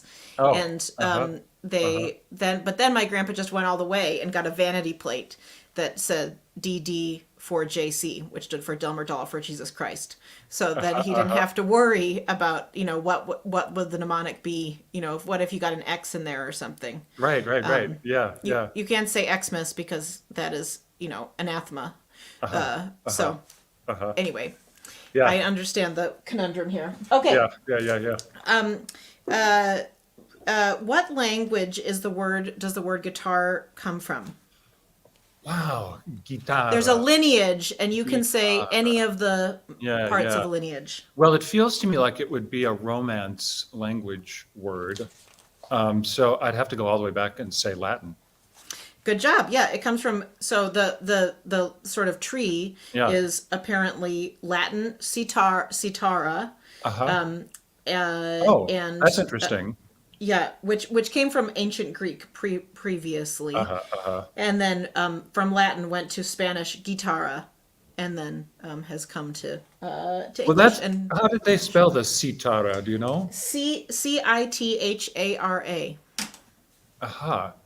Because it makes me wonder then about, how did the sitar, which is Right. not at all related, I mean, it's a stringed instrument, but it's a whole different language set. Or whether it too was borrowed in some way, Well, I cross-culturally. saw a thing that said that in the Bible there's a similar word to that, and it's translated as harp. So I wonder if maybe just like an instrument with strings and some sort of, wooden skeleton or something, is like that was the basic. I have no idea what the etymology of the word sitar, Indian sitar instrument is either. Yeah. Whether it's Hindi or if it's Sanskrit or, I wouldn't have a clue. Yeah. No. I For wouldn't somebody either. to look up. Let us Yeah, know, so- people. That's right. You are our connection to the world, everyone. Okay, final question. Ooh. I know. Can you name how many of the top 5 selling guitar brands in the U.S. could you name? Well, from 2020. This is golly. from last year. Holy cow. Yeah. That's a little bit of a tough one for me. I could probably say that I would imagine that Fender is still one of them. That's the number one. Yeah. I know that Doc owns a Taylor. I don't know how popular they are, but it's a darn good guitar. I thought that would be on there, but it's not. Uh-huh. I would not have gotten any of these other ones, but I was mainly hoping that you would get Fender, which I Yeah, thought, yeah. which No. you did. The creator, inventor, whatever you would call the person who was responsible for the Fender, recently died, right? Is that Les Paul? I think don't know so. anything about guitars. I think that's correct. I think I'm right, and I think he did recently die. I think it was Les Paul, yeah. Yeah, I'm really not for a person who plays guitar due to a fracture. I'm really not a very good guitar knowledge person. It doesn't really help in playing the guitar, I don't No. think. No, it doesn't. Wearing a cast does. Exactly. Yeah. Yes, that's exactly right. Okay, so now we're about to move on to bakery, but before we Oh. move on to bakery, I just Sorry. want to say thank you to some more Patreon patrons. Okay, so we could festively undulate. We know how to do that. So these are some of the people who we're thanking in this segment: Laura, David, Dorothy, Jane, Ken, Edward, Lisa, Michael, Peter, Jacinda. I'm not using last names, but Jacinda's a giveaway. Kendall and Susan. You mean Mary? the Prime Minister of New Zealand? Exactly. Jacinda Ardern is she's my biggest supporter. Excellent. Kendall and Susan, Mary S., Dave and Karen, Ryan and Kay, Betsy and Russ, and Barbara and Dave, who I'm related to by birth. So thank you very much, all you amazing Patreon people. You are the reason for the Bone-Anza marathon season. And if you want a free piece of merch, you just put a little comment you just write a little comment that says, I would like a free piece of merchandise, and I send you one. So Did you say series? Did you say series? Bone-Anza series? Are you just talking about this day of serialized? I don't think I said series. But the reason for the Broken Bone-Anza season. Oh, season. Yeah, season. Well, like reason for the season. It was just a little rhyme. Oh. It's not a season. It's just a okay. day. Oh, great. Yeah. You can have a season in a day. Yeah, it's true. It's Yeah. There's a song, Well, 4 seasons in one day. Well, speaking of songs, I was wondering with your Bone-Anza or Bonsai season, whether or not you had deigned to write a theme song. There is my theme song, which you may. Oh, the Katy Dahl has friends. Yes, the Katy Dahl has theme friends, song. sung by Yes, Lacrissa yes. and Ava. Yes, yes. But that's. I mean, we No can't all just subset. come up Oh, with theme songs like Came to me willy-nilly. in a dream. Came to me in a dream. Remember, I can't. Now, you may not know, everyone. Jeff and I are in our alter egos are Jeff and Katie of the Jeff and Katie show. very, Northern Sky very Theater. alter. Yeah. And there's a theme song. So, okay. So now we both made bakery today for this event because we do that on the Jeff and Katie show. It's kind of our thing. Right. So Yeah. here's so Jeff came and picked up some bakery for me, and he dropped off some bakery. Yeah. So I made cinnamon rolls, Yeah. and Jeff made what? Well, you've had it before, and I think you know what it is.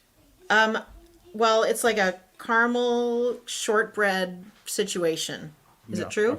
That's exactly right. And I'm going to have you taste it and reconfirm that you remember OMG. possibly. Right. Yeah. So now, how much time do we have left on this show? Hi, Guthrie. Well, we have about 7 minutes. That's about it? Okay. I have to launch in. Are you enjoying that shortbread? It is so amazing. Oh, good. Oh, good. Okay. So now I have to launch into my bakery monologue, if you don't mind. By the way, I've had these cinnamon rolls before, and they are absolutely delicious. They are so delicious. I was so happy when I walked in and saw this was what was on the counter. The only other thing that you could have put on that counter, not the only other thing, but another thing that you could have put on that counter that I've had multiple times of yours are your salted chocolate chip cookies. They were on the counter after you left. I'm sorry. That's okay. They were here. Yeah. That's okay. I've had, I will never turn them down, but I have had my fill. So I don't want to be a pig. At any rate, my confessional. This morning, I was put on trial by albeit a kangaroo court of one, known as Charles Williams, about about my decision to have those bars be in this bake-off. And do you want to know why? Yeah. Yes. Okay. Charles Williams said that I cheated because I baked those bars a while ago. And were they frozen? They were frozen. Uh-huh. And multiple people have partaken of those bars over the course of their frozenness. But in the end, you liked them, right? They're good. Oh yeah. Yeah. I like them, Charles. Yeah, right. So the end justifies the means in this case. Absolutely. Right? I think so. And I think it is a baking skill to successfully freeze your bakery. Well, here's the deal with that, anything that has that much fat and sugar in it is totally freezable Yeah. for long periods of time. I mean, fat and sugar are happy to be in that state, apparently. But now, like I haven't tried my own cinnamon roll yet. I'm about to have a bite, but like the cinnamon roll has a ton of fat and sugar in it. But I wouldn't think that would freeze very well, would it? A cinnamon roll? Uh-huh. These cinnamon rolls would freeze just fine.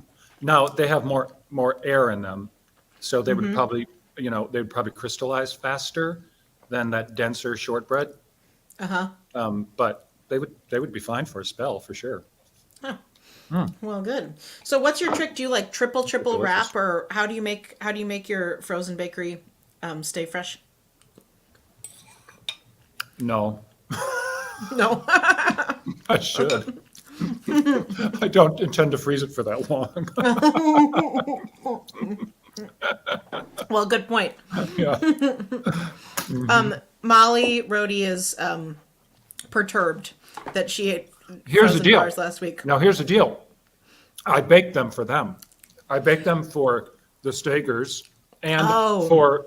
for other people who are on this call that I've already seen take note. Holly and Holly and Tracy.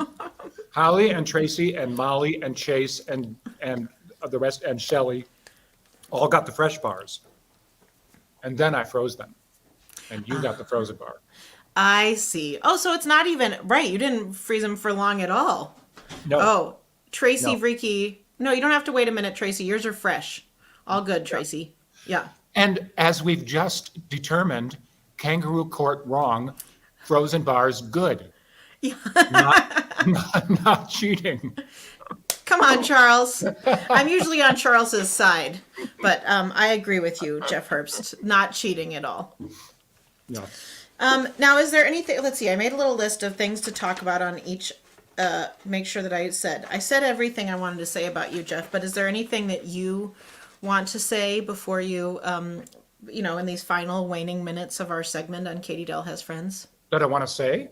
Yeah, or like anything you want to talk about, like Northern Skies season or anything like that, or We have a lot of great stuff coming up, and we're gonna, we're gonna be putting stuff out. I mean, you're part of our marketing team.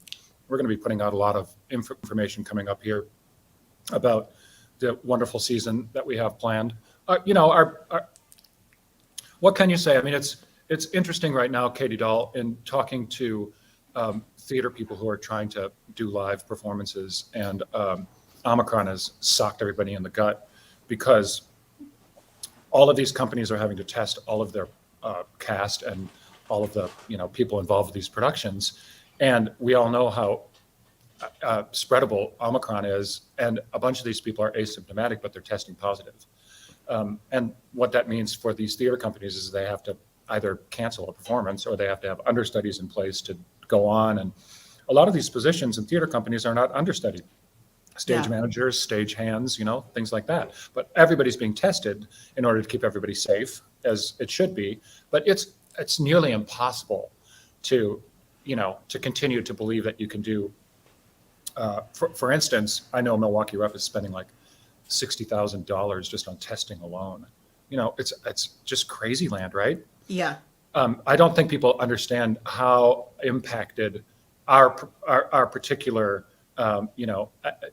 business is by this because of the fact you can go to a movie and that movie that you see, all of those performers can be isolated, can be bubbled, can be tested, and then can just be, they can shoot the movie, But if you're doing live performances, it means that you've got, it's the whole kit and caboodle. Yeah. It's live. And that means that all the precautions have to be taken. So our hope, obviously, is that this wave will have passed and we'll be in a better spot, and our upcoming season won't be as impacted as current seasons are. But who the devil knows, right? Yeah.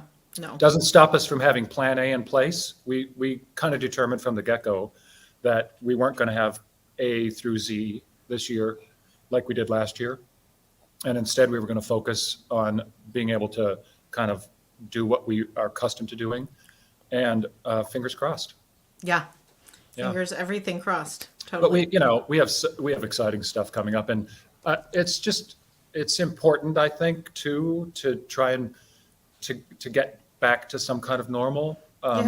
It's, every company, every business, if you aren't doing what you do, then it's harder for you to sort of get back to doing what you did, Right. and it's harder for people to sort of keep track of you. I think we've done an awesome job because of people like you and Chase and Molly and Holly and Anne, just the whole crew, of making sure that we've stayed present with this kind of format with social media. Our virtual season 2 years ago was, just kicked butt. But that's not really our primary focus, Yeah. And our primary focus, there are a lot of people who weren't able and didn't follow us online, for instance. There are a lot that did, thank goodness. But it also doesn't pay the bills. Yeah. We're a theater company. That's what we do. We sell tickets to live shows. Yeah. So we have to get back to doing live shows as quickly as we can. And to whatever extent anybody can help us by doing that, by being safe, by, getting your vaccine and your boost, it's really critical. It's super critical. Yeah. I mean, it would have paid the bills if we had said yes when Oprah asked us if we would come sort of take over, her main slot. If we had sort of like accepted all the endorsements that came Jeff and Katie's way, at our heyday, but we didn't want to sell out, we wanted to kind of remain pure of heart and intention. And have we ever? Have we ever? We are pure. Yeah. Yeah. Yeah, man. Well, I'm sorry I wasn't able to be with you there in person today to play that tuned piano because, nothing like it. Nothing like a freshly tuned piano. No. I agree. No. Well, I'm glad that you could join us via this. And Jeanne Kuhns is telling us that malt meal is the same as cream of wheat, except it has malt added. There you go. There you go. Carla, cream of wheat. Cream of wheat is yours. Exactly, Mom. That's your chocolate shake. That's right. Jeff, I'm gonna do a song before this segment ends, but I'm gonna let you go. And hey, thanks for having me, Katie Dahl. Yeah, thank you for coming. Thanks for baking those amazing and freezing so well those beautiful bars. And excellent. Glad you enjoyed them. Yeah, I'll see you soon. Okay. Stay pretty. Bye Thank you. Bye. Okay, everyone. So I'm gonna change. Our next guest has arrived, but she's not gonna be on for a few minutes, so she can, chill. I'm gonna take out these AirPods. Speaker is that. You can still hear me, I presume. And I think I'm going to play a new song about, about bakery and patriarchy.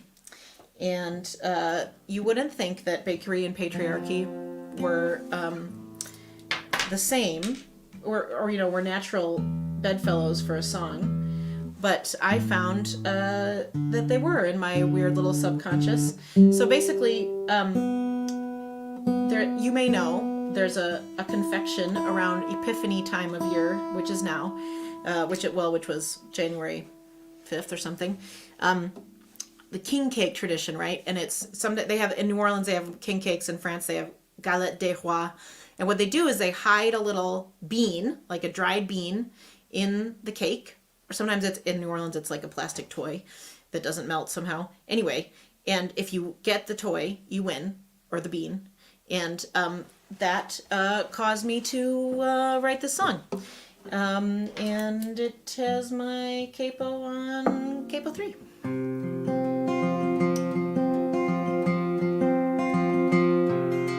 Way on so-called wise men, the kings. The bakers hide nuts and beans and things between the filling and the dough. Well, you can eat that cake after a crawfish dinner, and if you get the bean, well, you're the winner. Just like the closest donkey tail pinner or the one beneath the mistletoe.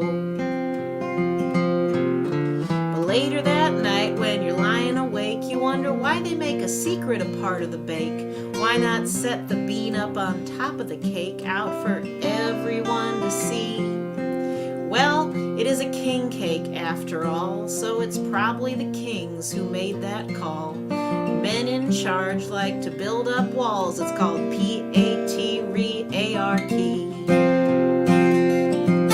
Don't let it show, no.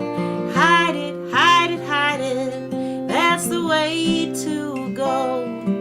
That's what I did, I did, I did. Some old schmo long ago decided this boat floats, don't rock it. Should you talk about it? No, no, no.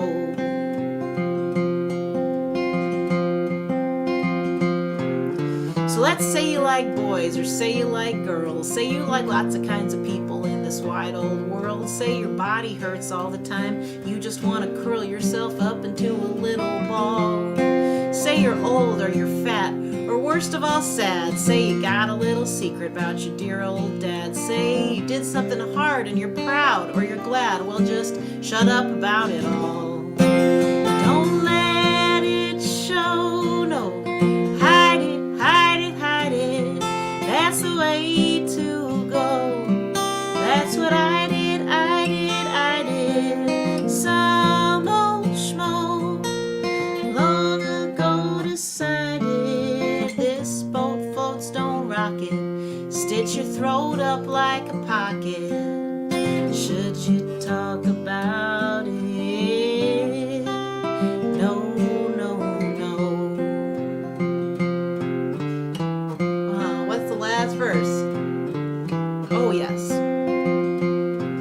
So, ladies, we might think that we are off of the hook because we didn't write that patriarchy book, but the king cake's a recipe that all of us cook until we choose to make a cake for the queens. And guys, you might think a king cake, yum. Kings are men and I'm a man, so that sounds fun. But if you ever want the truth to come, you gotta quit hiding the beans. Don't let it show, no. Hide it, hide it, hide it. That's the way to go. That's what I did, I did, I did. Some old schmo long ago decided this boat floats, don't rock it. Stitch your throat up like a pocket, then shut your mouth and lock it. Should you talk about it? No. Hey, thank you. Okay, everyone, we're going to take a 2-minute break, and then we're going to be back, or maybe a bit more like 3 minutes. Everyone go refresh your coffee. We're going to be back with Jess Holland shortly. And I'm going to put up my little sign that says, Katie will be back soon, because I will. And I'm going to mute the camera. And I'm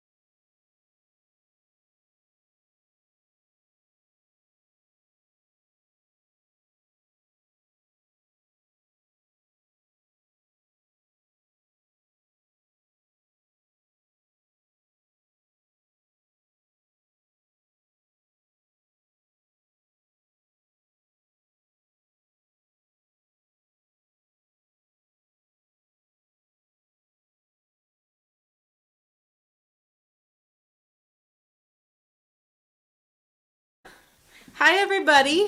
We're back. I'm unbannering ourselves. Yay. Hi. This is Jess Holland. Hi. My friend. Yay, yeah. Katie and I are together at last. I know. We've tried to have a walk and or coffee date for now like months. Since the fall. Yeah. Yeah. And we have not managed, but now we finally have managed to see each other. Jess lives in, let's see if I turn this a little bit, it'll get a little bit less bright. Jess lives in Sturgeon Bay. Yeah. Metropolis. Mm-hmm. And we got to know each other when we both worked at Base Camp Coffee Shop. Yeah, that was a very fun, exciting time of life. Mm-hmm. Joelle really helped just let us do whatever we wanted. We didn't have a choice, whether he wanted to or not. Yeah, that's right. I know he didn't. That's true. I tried to get him to be on the show, but Aw. he said maybe next time I do it. So Next year. pressure him if you see Joelle Cursabet, stunning French baker. I'm going to put this back in the middle. You should ask him How much fun he had with us. That's first. right. Exactly. Are you looking at me because you need something? Are you on? Uh huh. Oh. But you can. Well, I don't need anything. I was just going to say hi before you got on. but Rich- now you're on. Rich Higdon said you can come say hi to the people. Here's Rich Higdon. To us and those people. Yeah. There he is. Am I in there? Oh, yeah. Yeah. Yeah. It's hard to Pat see. Palmer says hi. He says hi, that's so Jess. Hi, Pat. And Nancy Helbig says hello, ladies. Hi, Nancy. Hello, lady. Yay. So, just a little bit. Well, maybe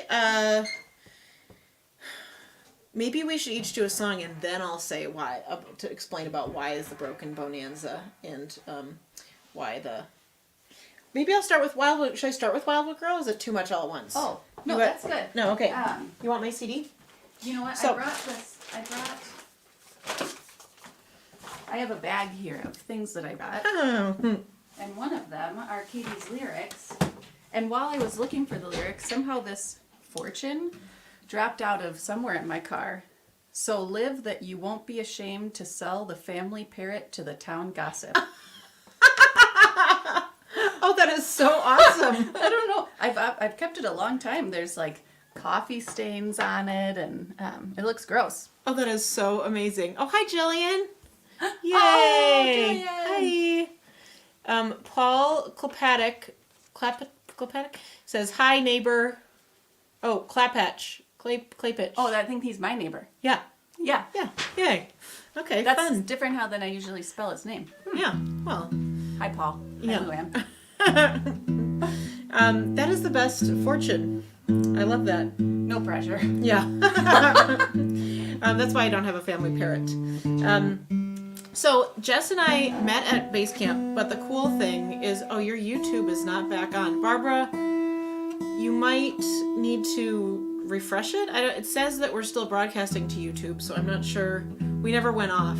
Hi, Becky. Hi, Becky. I'm not sure why. Try just closing your browser and writing youtube.com/KatieDahlMusic in the browser and see if that works.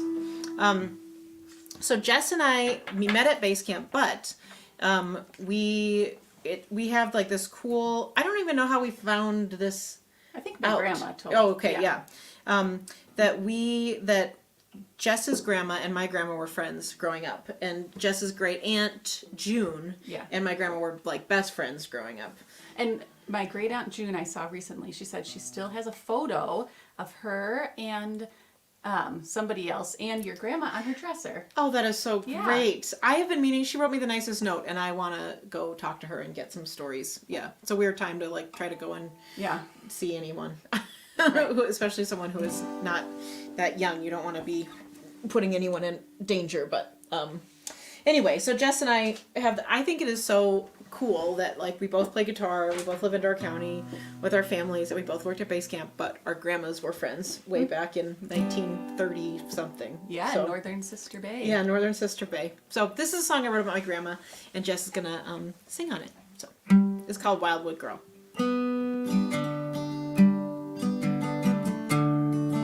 I thought about you today when I drove the highway straight down from North Bay toward the old canal.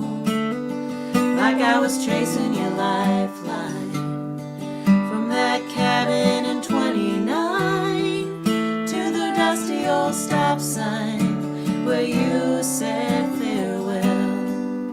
You came in the season of the honeybees, heavy fruit on the cherry trees, your mother on her hands and knees on the bedroom floor, midwife running up the muddy road, all the way from Liberty Grove, same road that I drove when my boy was born. Now when the bells out over the bay, ringing out at the end of the day, I hear you.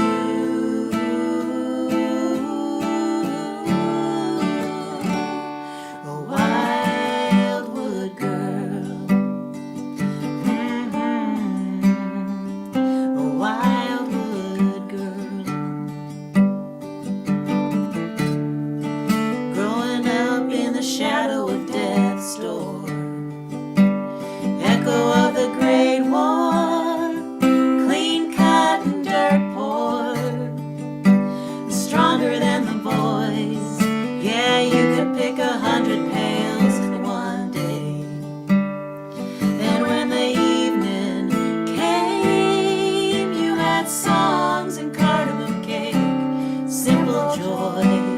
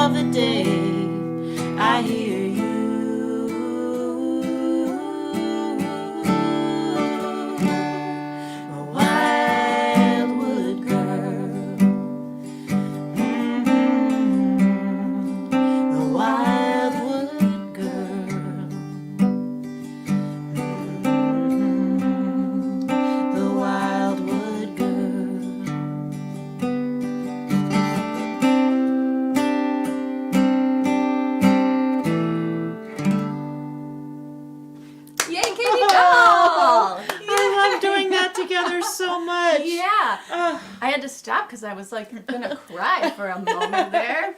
Oh my gosh. Because it's, first of all, so nice to sing about your grandma. Yeah. And think about my grandma, but then also just sing with you. I know. It's been like since August when I sung with Hoover that I sung with someone. Oh yeah. Other than Nova, but she doesn't coordinate or share the stage.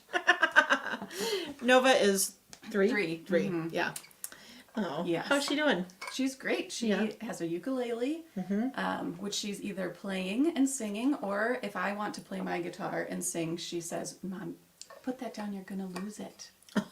And then she'll pretend she's a guitar, so I strum her and she sings. Oh, she So is the really instrument. Is her. I love Nova. that.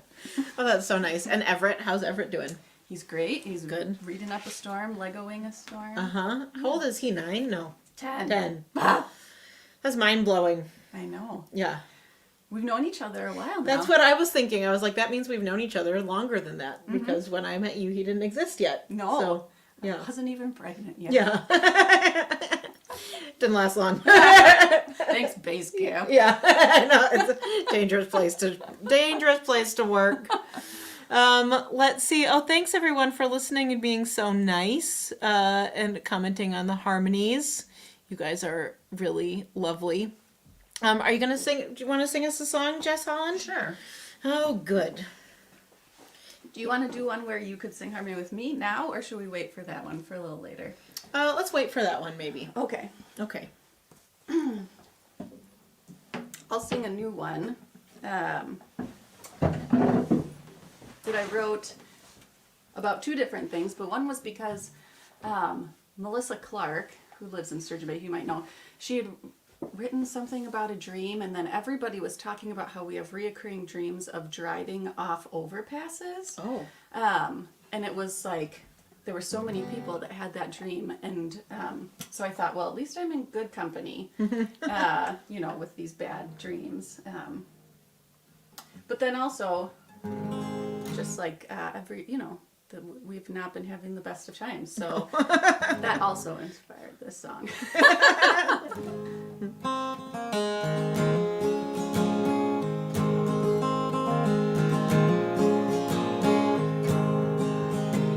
I saved all my free days and tallied all the hard times to tell you. I figured if I tried hard to smooth my worry into song, you'd want to tell me too.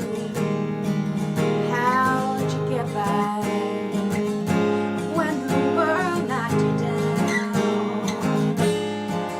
Oh, it breaks my heart knowing I'm not the only one pushed around.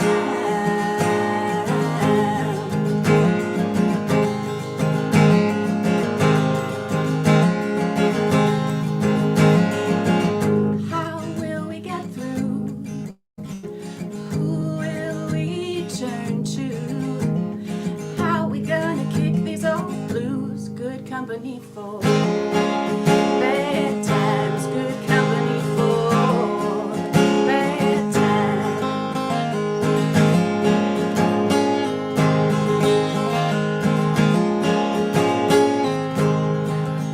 There was a morning on a mountain, another on a farm. I saw different ways that life rips apart.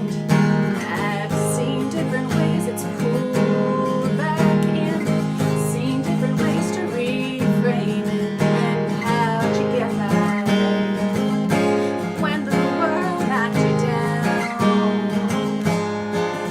Oh, it breaks my heart knowing I'm not the only one pushed around.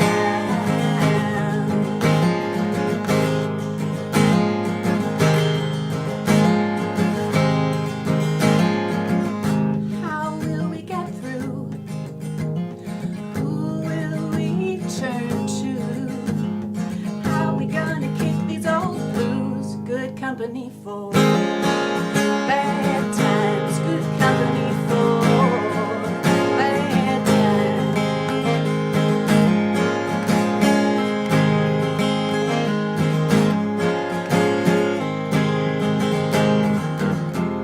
And now we've seen what happens when the world stops spinning, as it has for one and all at once. How will we get through? Who will we turn to?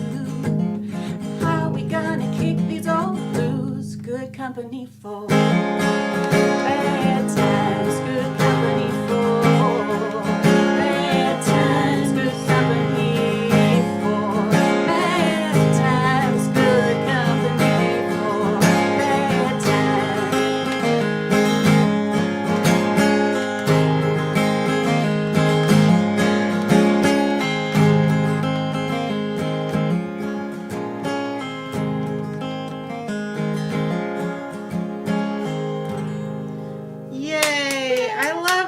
that. Oh, it's so great. Yeah, when I had sent an earlier recording to Katie, and she said, "Oh, that is you. You are good company for bad times." But my goal is like good company for good times. Good times, right? That's true. Well, it can be both. I mean, the truly great friends among us, I think, are good company Yes. for both times. Yeah. Yeah. Jess, what is Jessica's last name? Jess Holland is who this is. Can they buy your, Jess has 2 CDs. Can they buy these anywhere? If you see me and I have them on me, That's how you can buy them. I didn't mean to make this one all dirty, but it fell down in my car because I had it in my car so much because I love it. Well, that's what happens when you have a white CD. Exactly. Whatever. Yeah. Yeah, and this one's with my friend Nick Hoover. Yeah, We it's have called Death Folk. a duo called Death Folk. Uh-huh. Um, And then this one you made when we were working at base camp, Far Off Place. I've always admired this album art and wanted to. It's very Joni Mitchell, oh, thank you. don't you think? Yeah. Yeah. Are you saying that because you just heard? No, Joni but Mitchell? I just that did Yeah. occur to me. But I've always thought this was a Joni Mitchell. Doesn't she look like Joni Mitchell right there? Thank you. So yeah, Yeah, much younger, Jess Holland. yeah, totally. You look the same though, don't you think? Okay. Yeah. Yes, she does. Okay, so if you're just joining us, I wanted to tell you why we are doing this thing today, and that is because Jeanne Aurelia says, "Good company anytime." That's right, Jeanne. Thanks, Jeanne. You too. So this is called the Broken Bone-Anza, or as Jeff Herbst said, Bone-Anza, bonsai, broken bonsai. The Broken Bone-Anza because 20 years ago I broke my right wrist and I used to play oboe, but suddenly I could not. And so instead, I know, but now did you play oboe too? Do I remember this? I did. Yeah, okay. This is a problem in my life because I know too many other oboe. I mean, everyone who is a kindred spirit of mine There's a also surplus played of us. oboe. Yeah, exactly. So you tell us about your oboe career while I turn on this other light. Okay, my oboe career. Dun dun dun. It started in 5th grade. I had started band and percussion, but it wasn't challenging enough for Yeah. Also, my dad repaired band instruments, so I had all the instruments at my disposal. And it wasn't really because drums weren't challenging enough. It was because I didn't want to practice. I thought drums would get me out of practicing because they were loud. But instead, I was signed up for drum lessons. So I thought the oboe, that's something people don't want to hear. So I signed up for that, and I played it until I wanted the French horn because I thought that's even worse sounding when you're learning. Then I tried the violin, which I heard you. Yeah, mhm. right. It's But- real squeaky. Yeah. My biggest memory of playing the oboe was, in band in middle school, you would have to go into like the little private rooms to do tests with the band director. I remember one time being in there and my throat just closing and opening on its own so that I couldn't even play. I was just going. Because you were nervous? Yeah, I was not Oh. good. But I have a surprise. Oh my gosh, you brought your oboe? I brought an oboe today. Oh, that's so amazing. My dad even cleaned it. Wow. So, Katie, if you want to give the good people of the internet a really bad concert, That is amazing. I mean, it would be kind of satisfying. I don't know that I want to put this in my, mouth because I think it will just sound terrible. But I have 2 reeds. My dad said they should be clean and then cleaned them with alcohol. Oh, for in real? case. But then he goes, "Does this smell like alcohol to you?" Isopropyl alcohol. I go, "I think so. Why?" And he's like, "Well, it's either that or this chemical I use that's really toxic." very comforting, Jeff. Thank And you. Yeah. So, Wow. This is so literally, I have not played. So I broke my wrist and I couldn't play oboe for a while. And I haven't played oboe since that day that I broke my wrist. So this is the first time I've even held an oboe. That is we'd have to soak it. I mean, excuses. I mean, wouldn't we? Like, I don't know. Isn't Go that get what it here. spit's for? Okay, go get isn't that what? Spit's for. Spit's for.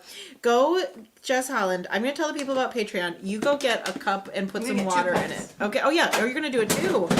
Wow, this is a really good surprise. I mean, it might be a terrible surprise for you, I have to say. Nancy, you're saying yes, play. That's very generous, but I think you might wish that I hadn't. This is amazing. Amazing.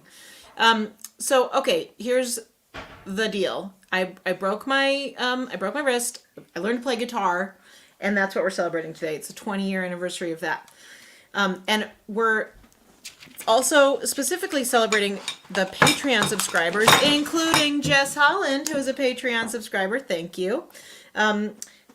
For getting me and my family through this crazy time of all the gigs getting canceled. Just smell it first. Well, I don't know if it smells like alcohol to me. It Okay. doesn't smell, yeah. I don't think it smells like a toxic chemical. If we die on stage, then you'll know why. So Too much water in my. yeah. Oh, smart. Good job. Thank you. Okay, so I wanted to thank so Patreon basically, Eric Lewis, maybe you can add oboe to buckets of rain. It's a great idea because we do have a sort of breakdown section at the end, where we have you and Chris play your old band instrument, so I could play my old band instrument too.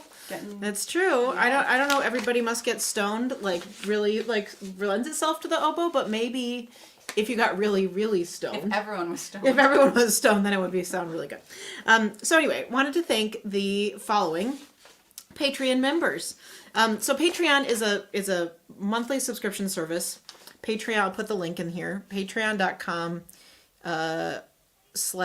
/ Katie Dahl Music is how you can get to it.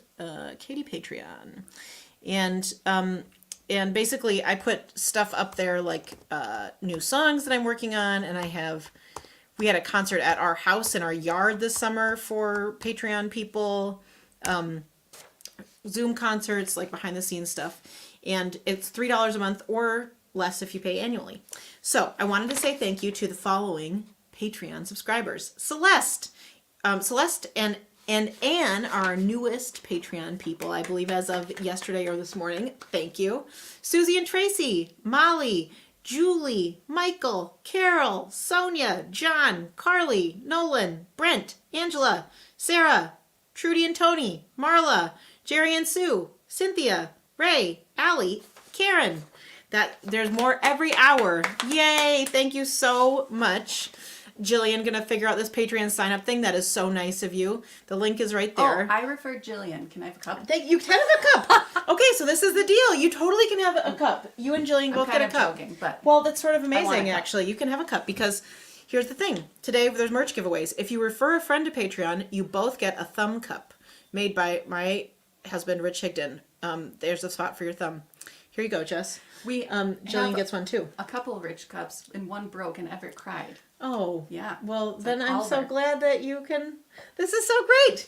And then for if you are a Patreon member of any stripe, even if you don't refer someone, you get here. You want to hold the oboe for a minute? Okay. You get a piece of merch. If you rate in the comments, I'm a Patreon subscriber and I'd like a free piece of merch.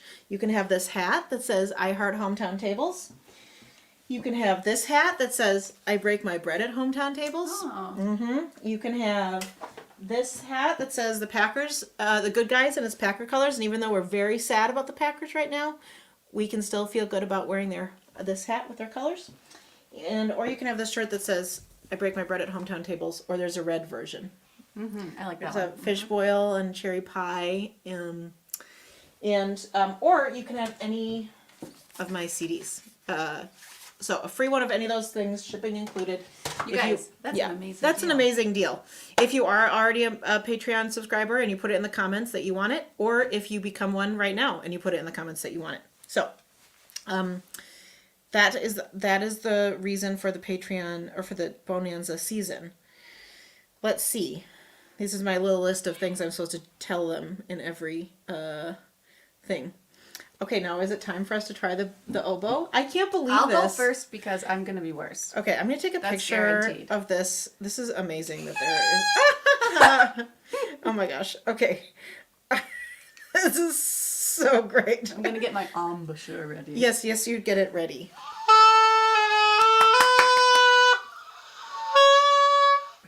Good Wow! job, Jess. Oh my gosh, I remembered. You This did is a it. C, everybody. Yeah. There's a B. Isn't your finger supposed to be up one? Yeah. It's embarrassing, Katie. Shh. That sounded really fancy. This is like, I see the people flocking to our stream right now. I see the way people are just like, they hear it and they come running on the Facebook, through the Facebook wires. As I was driving up, it was like how I try to remember how to speak Spanish in my mind. Like it never actually comes out of my mouth. That's how I felt trying to remember, like, how do you actually play any notes on the oboe? Right. Right. Oh my goodness. Okay.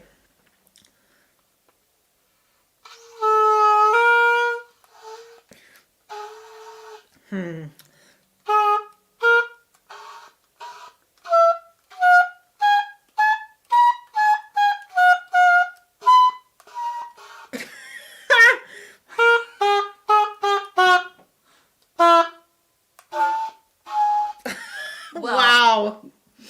Subscribe, people. Subscribe to Patreon for more content like this.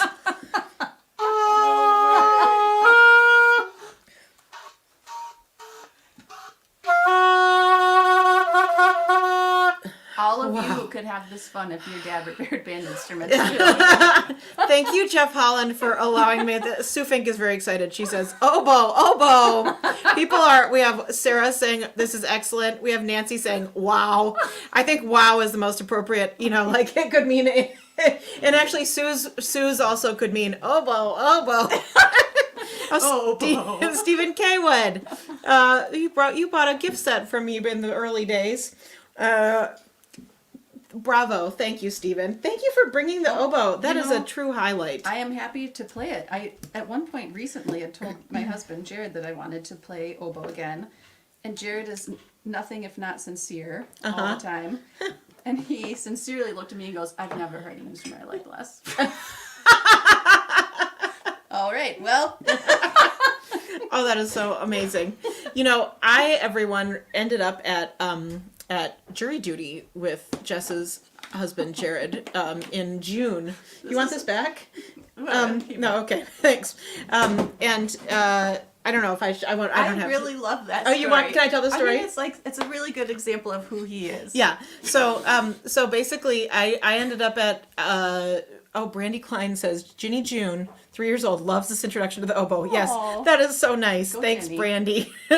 I ended up at jury duty. I didn't have any time for jury duty. I was about to. My play Fisherman's Daughter was about to open, and I was like, but I got called to jury duty, so I went. May. It was May. Okay, it wasn't Or June. maybe I think it was June. It was June, you're right. Yeah, and also like no one was wearing masks, that was at a time, there was a time in like July where no one wearing masks would have felt better, but this was like a very early no mask time. It was stressful, and I couldn't see a lot of people.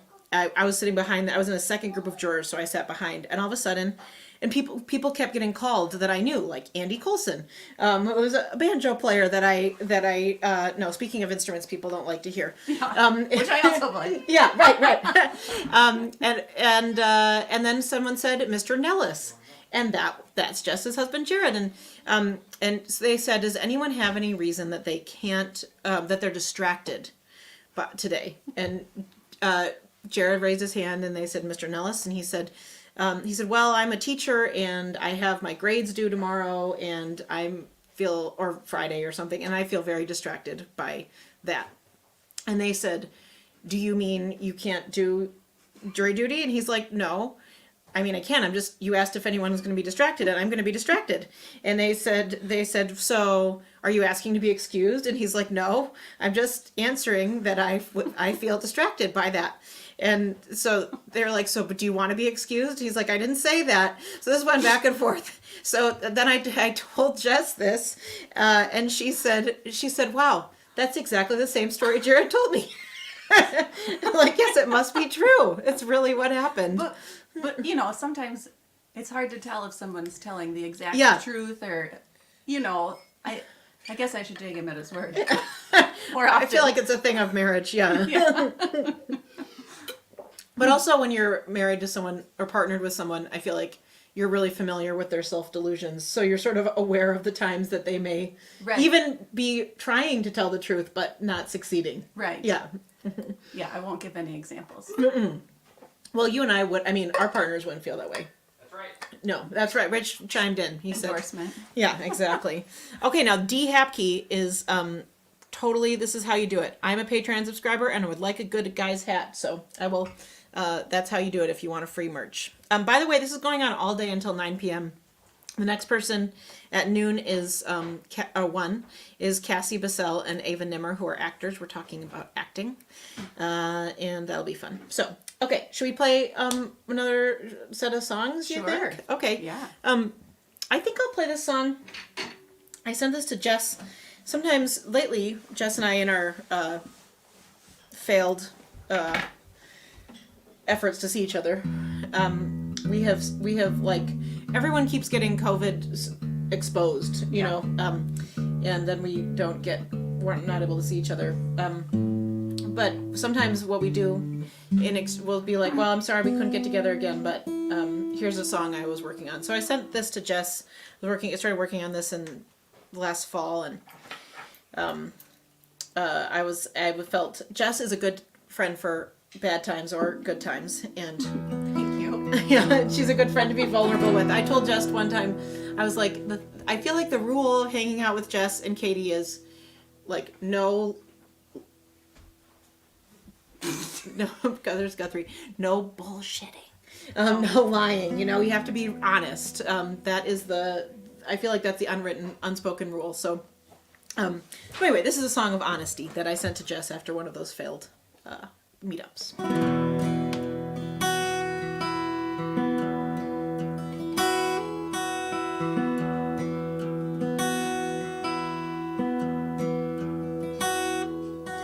I've been trying to lose weight since I was 8, 'cause I saw a picture of myself jumping into the lake.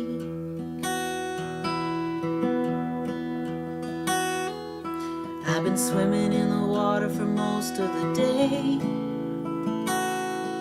Now the sun had set down most of the way, big orange balls sinking into the gray. Me just jumping into the waves. I threw the picture away.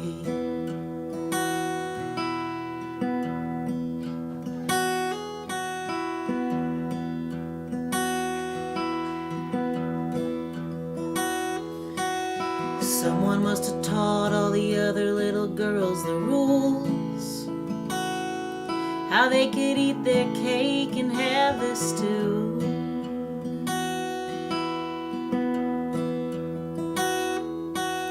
Someone must have taught all the other little girls what to do, how to act flat and thin and new, how to want them all but take only a few.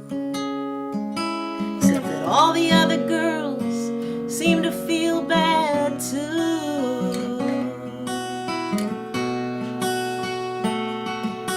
What a waste of time. What a waste of time.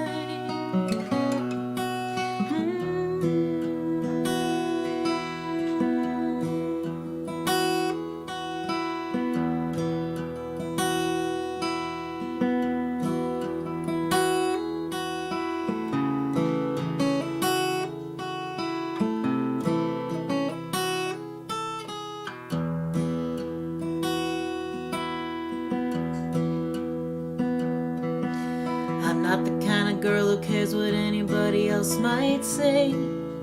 I only hate myself a few dozen times a day.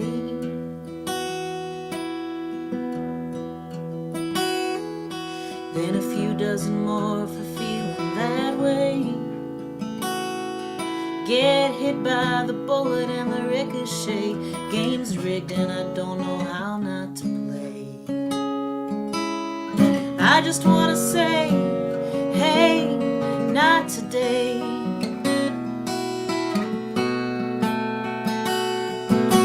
What a waste of time. What a waste of time. Such a waste of time.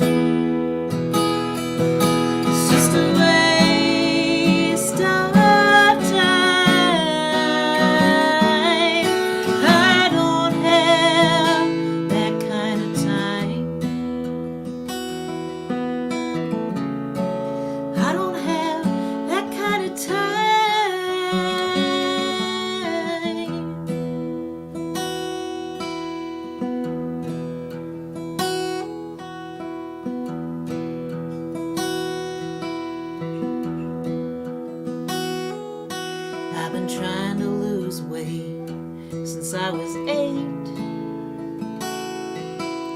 'Cause I saw a picture of myself jumping into the lake.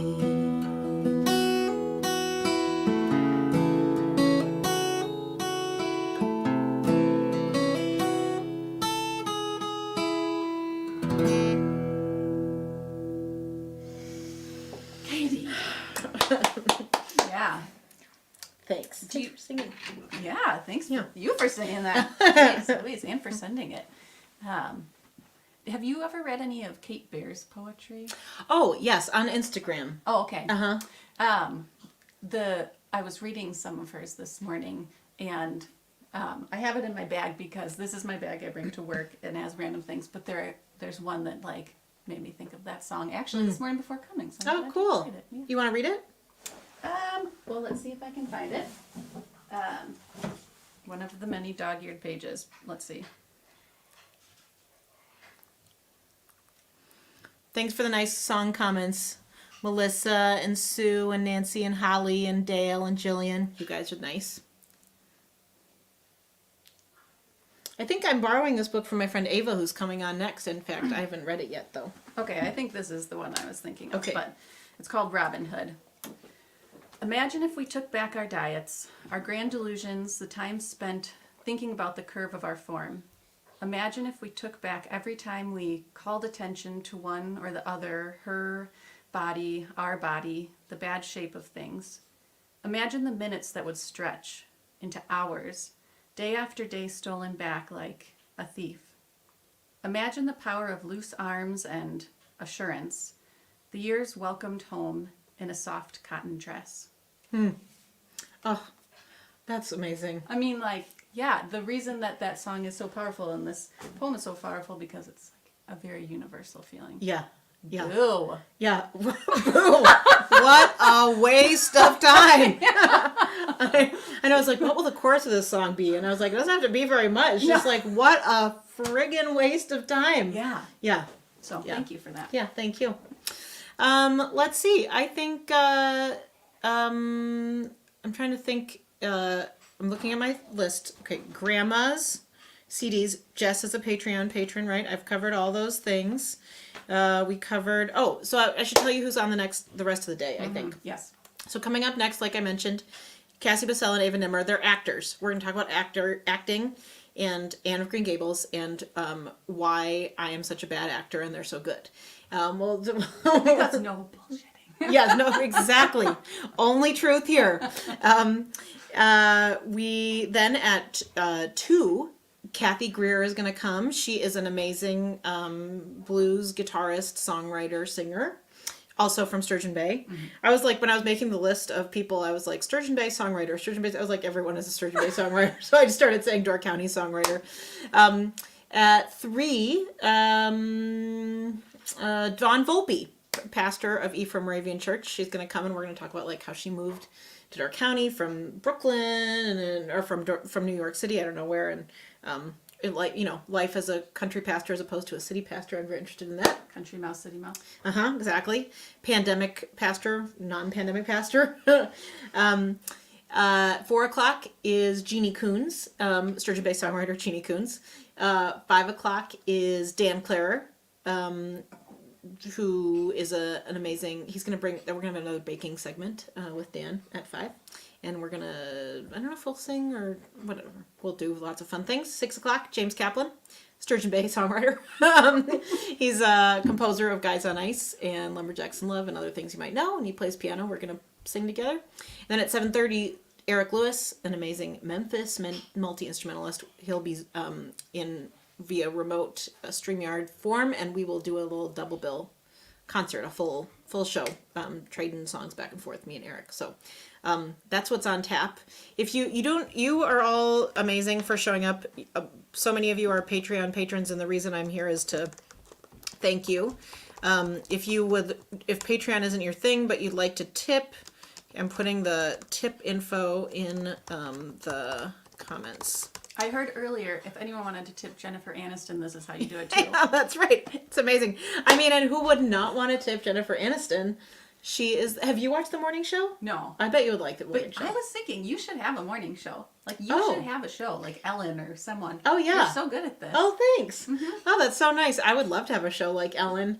You know, I just heard an interview by. I recently have heard interviews with Ellen DeGeneres and Rosie O'Donnell, and it's like so interesting that like these two like pioneers of like lesbian coming out, like really people who came out earlier than most people did. Ellen and Rosie had those like the Yeah. talk show thing was like a thing, you know, and it's like they're both awesome.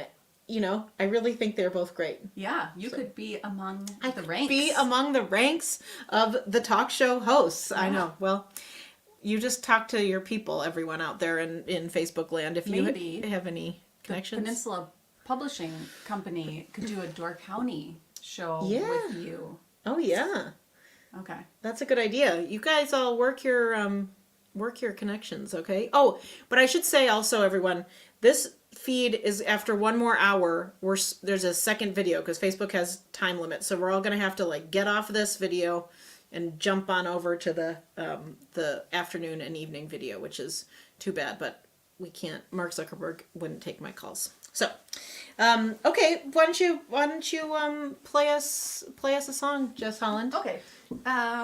Katie had asked if I would maybe play this one, so I will. Yay! I got it in my head because it is the title song when I was went looking for Oh, yeah. CDs. This is the title song, and you know this is what plays when you call me. Oh, funny. Yeah. I had this like, you know, I think about how much time I had before I had children. Like I did not feel that I did, but I went through and assigned different ringtones to everyone, and you can tell how long I've known someone by whether they have their own custom, you know, ringtone. I feel very special. Yeah, well, exactly. You should. So anyway, I love this song. Oh, okay. Do you Okay. want to sing a little on the chorus? Sure. too? Yeah. Okay. Maybe I'll play a little faster.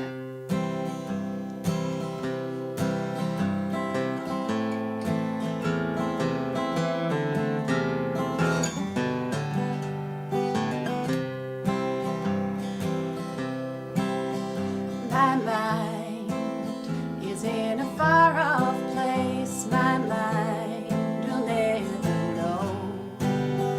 I'm walking with a heavy load on burning coal.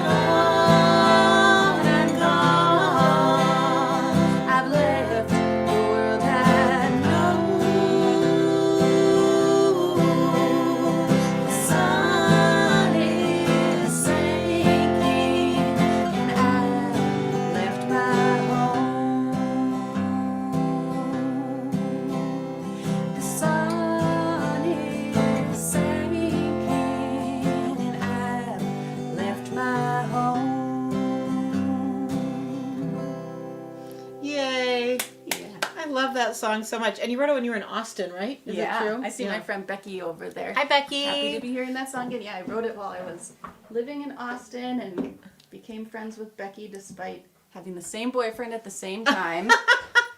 That's a heavy hill to climb. That's Yes. impressive. He was not as great as we are. But yeah, I was living in Texas and it felt far away. Yeah. I love the window pane drenched again in snow line. It's like it's so simple and it's perfect. So Yeah, that's what's going on now. yeah, exactly. Sonia Larson. Oh, hi, Sonia. Patreon person. So nice. And Nancy, I'm so glad that you can come back. Thank you for joining us. So team, you all are great. I hope you can stick around. Jillian says oldie and goodie tried to sing along, but Nyla wouldn't let me. Oh, that's a 3-year-old thing. Yeah. Well, I mean, I think it's a 5-year-old thing too. Guthrie likes to say Guthrie, do you like when I sing? Whatever. I don't know where he is, but he says he'll say, "Mom, don't sing," and I'll say, people pay me to sing. I'm not spending you money to sing. So that is my lesson. I should not be cocky about the desire of people to hear me. Yeah, the kids boost us up in some ways, but Yes. not every way. But they make us feel humble also. Yeah. Okay, team. So here's what we're gonna do. We're gonna put up this little sign that says Katie will be back soon, and I will be back soon at 1:00. Thank you. With Ava Nimmer and Cassie Bissell. We're gonna, in fact, I believe that we're gonna have Sonia featured in the next segment in a video clip from our high school video movie debut, The Shut-In, to demonstrate how truly bad I am at acting. And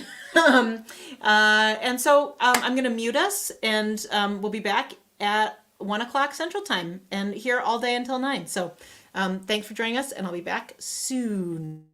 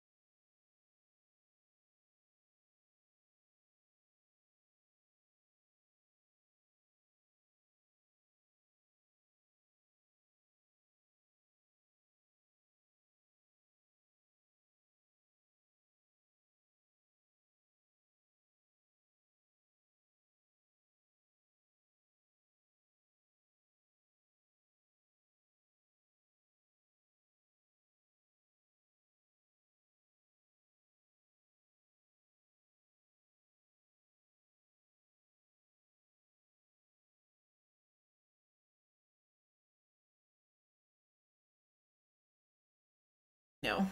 Hi, everybody. Welcome back to Katie Dahl Has Friends, Broken Bone-Anza, in which we celebrate the fact that 20 years ago, I broke my wrist, this wrist right here, and I couldn't play oboe anymore. And that meant that I played guitar instead. And that leads us to now. And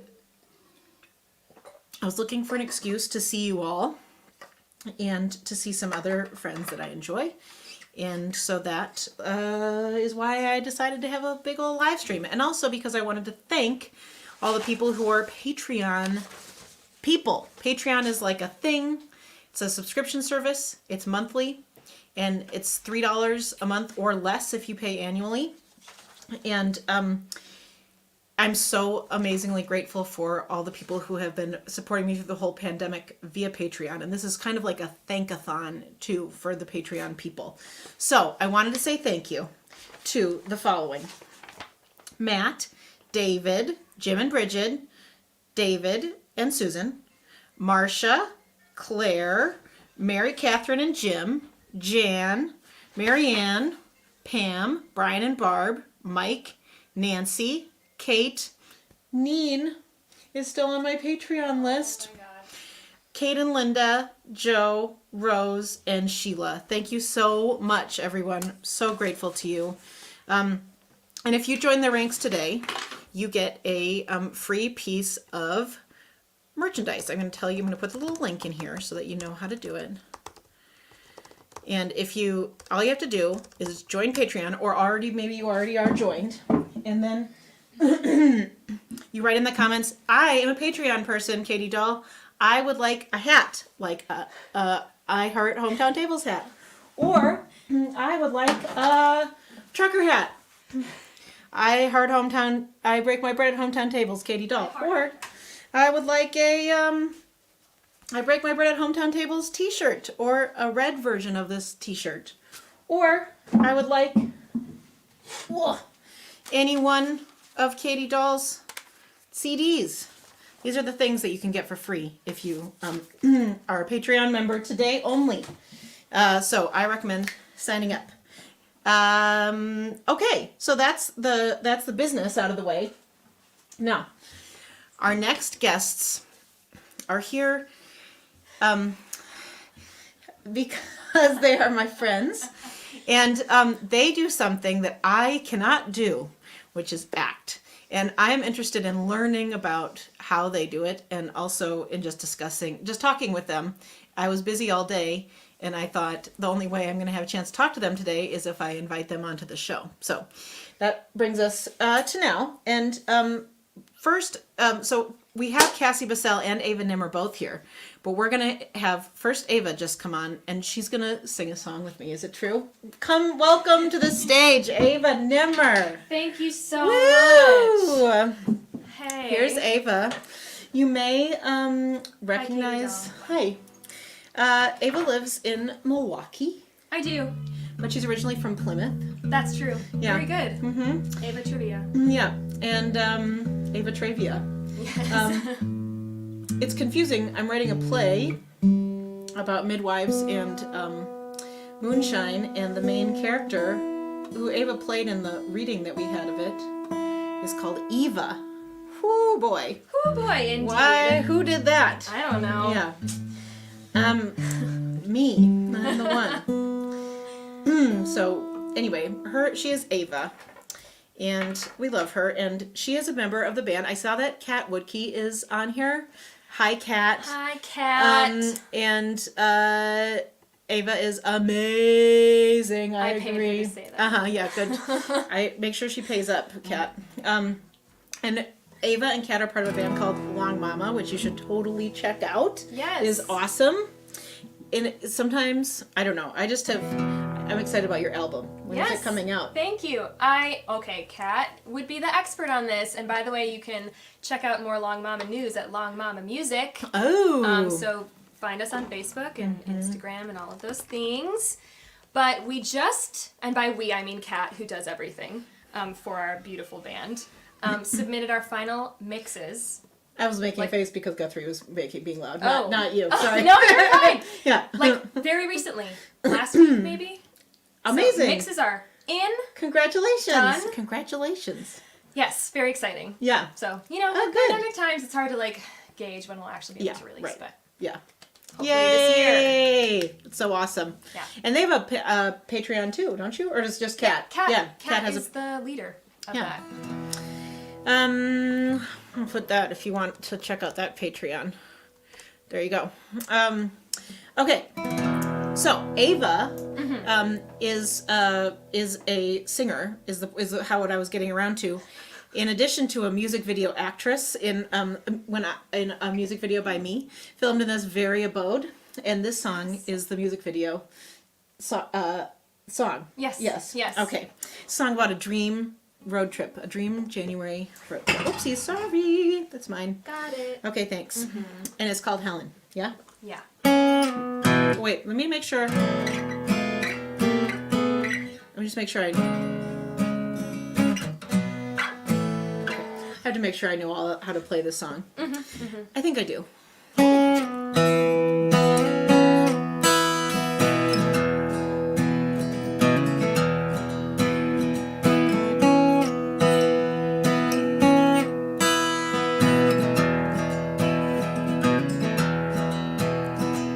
Here in the North Country, Mercury is dropping down. Boil the kettle, pour it out. It shatters when it hits the ground. And my words huddle in my chest, can't make them leave my mouth.